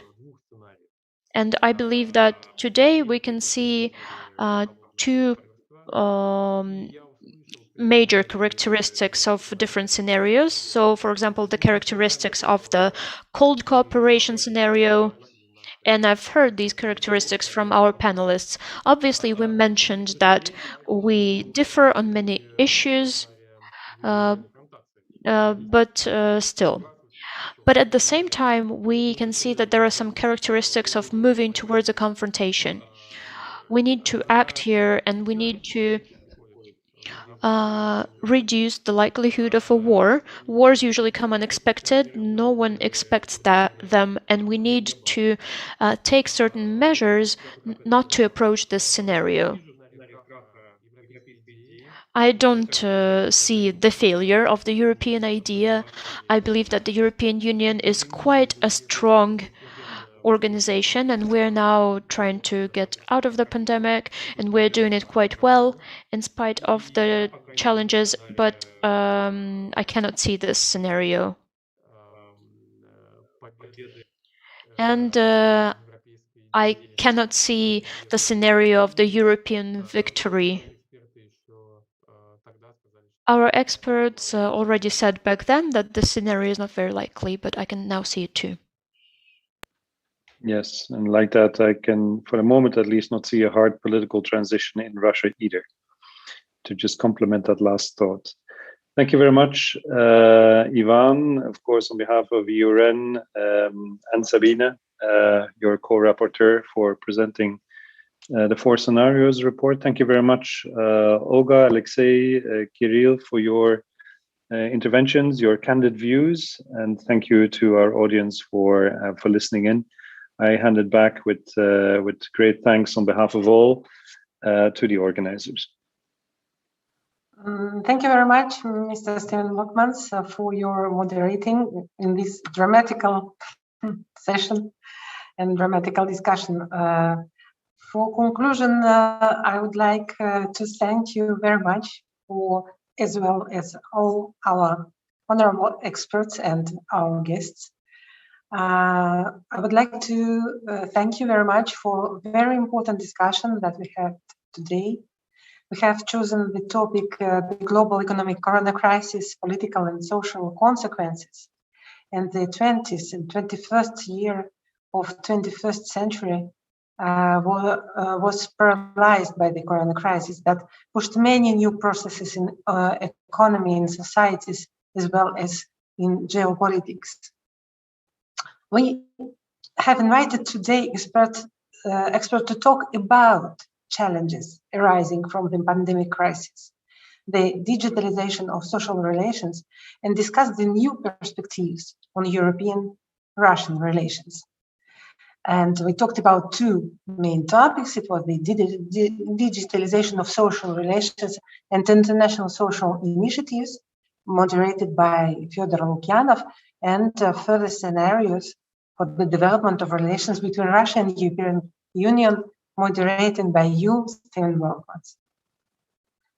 We would like to thank all the moderators and experts for your inputs and your expertise. Special gratitude to our partner, Alexei Gromyko, and to the member of the European Parliament, Claire Daly, for addressing the keynote. Many thanks to the Embassy of Russia and the Permanent Mission of Russia to the EU for your support. We discussed the scenarios for a way out of the crisis, sometimes contradictory, but most importantly, the idea and the inevitableness on both sides that some of the scenarios will be used. Positive scenarios, for sure. During the program, we spoke about polycentric world order, digitalization of governments and administrations, participation of societies in digital democracy, cybersecurity, data protection and data control, and even influence on pandemic on future generations. We spoke about Russia-EU relations. They were the presentation of the report by UN Network Alternative Futures of EU-Russia Relations in 2030, prepared by Sabine Fischer and Ivan Timofeyev. Even the scenario of cold partnership was the most probable, but we dare to hope that the future will be able to come to warm partnership scenario. We believe that the role of cultural diplomacy and track to diplomacy, where Russian housework can make our societies closer and provide mutual understanding. We are sure that there will be proved the expectations of EU-Russia relations, perceptions of each other, and intentions to cooperate.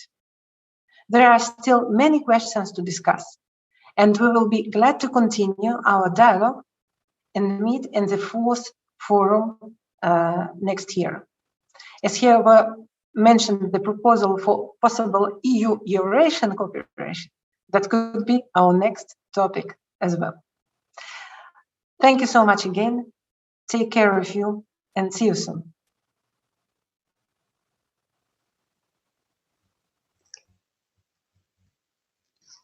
Thank you. Спасибо большое. Many thanks also from my side. Thank you. Thank you very much, Mr. Brockmans. It was very fruitful. Thank you.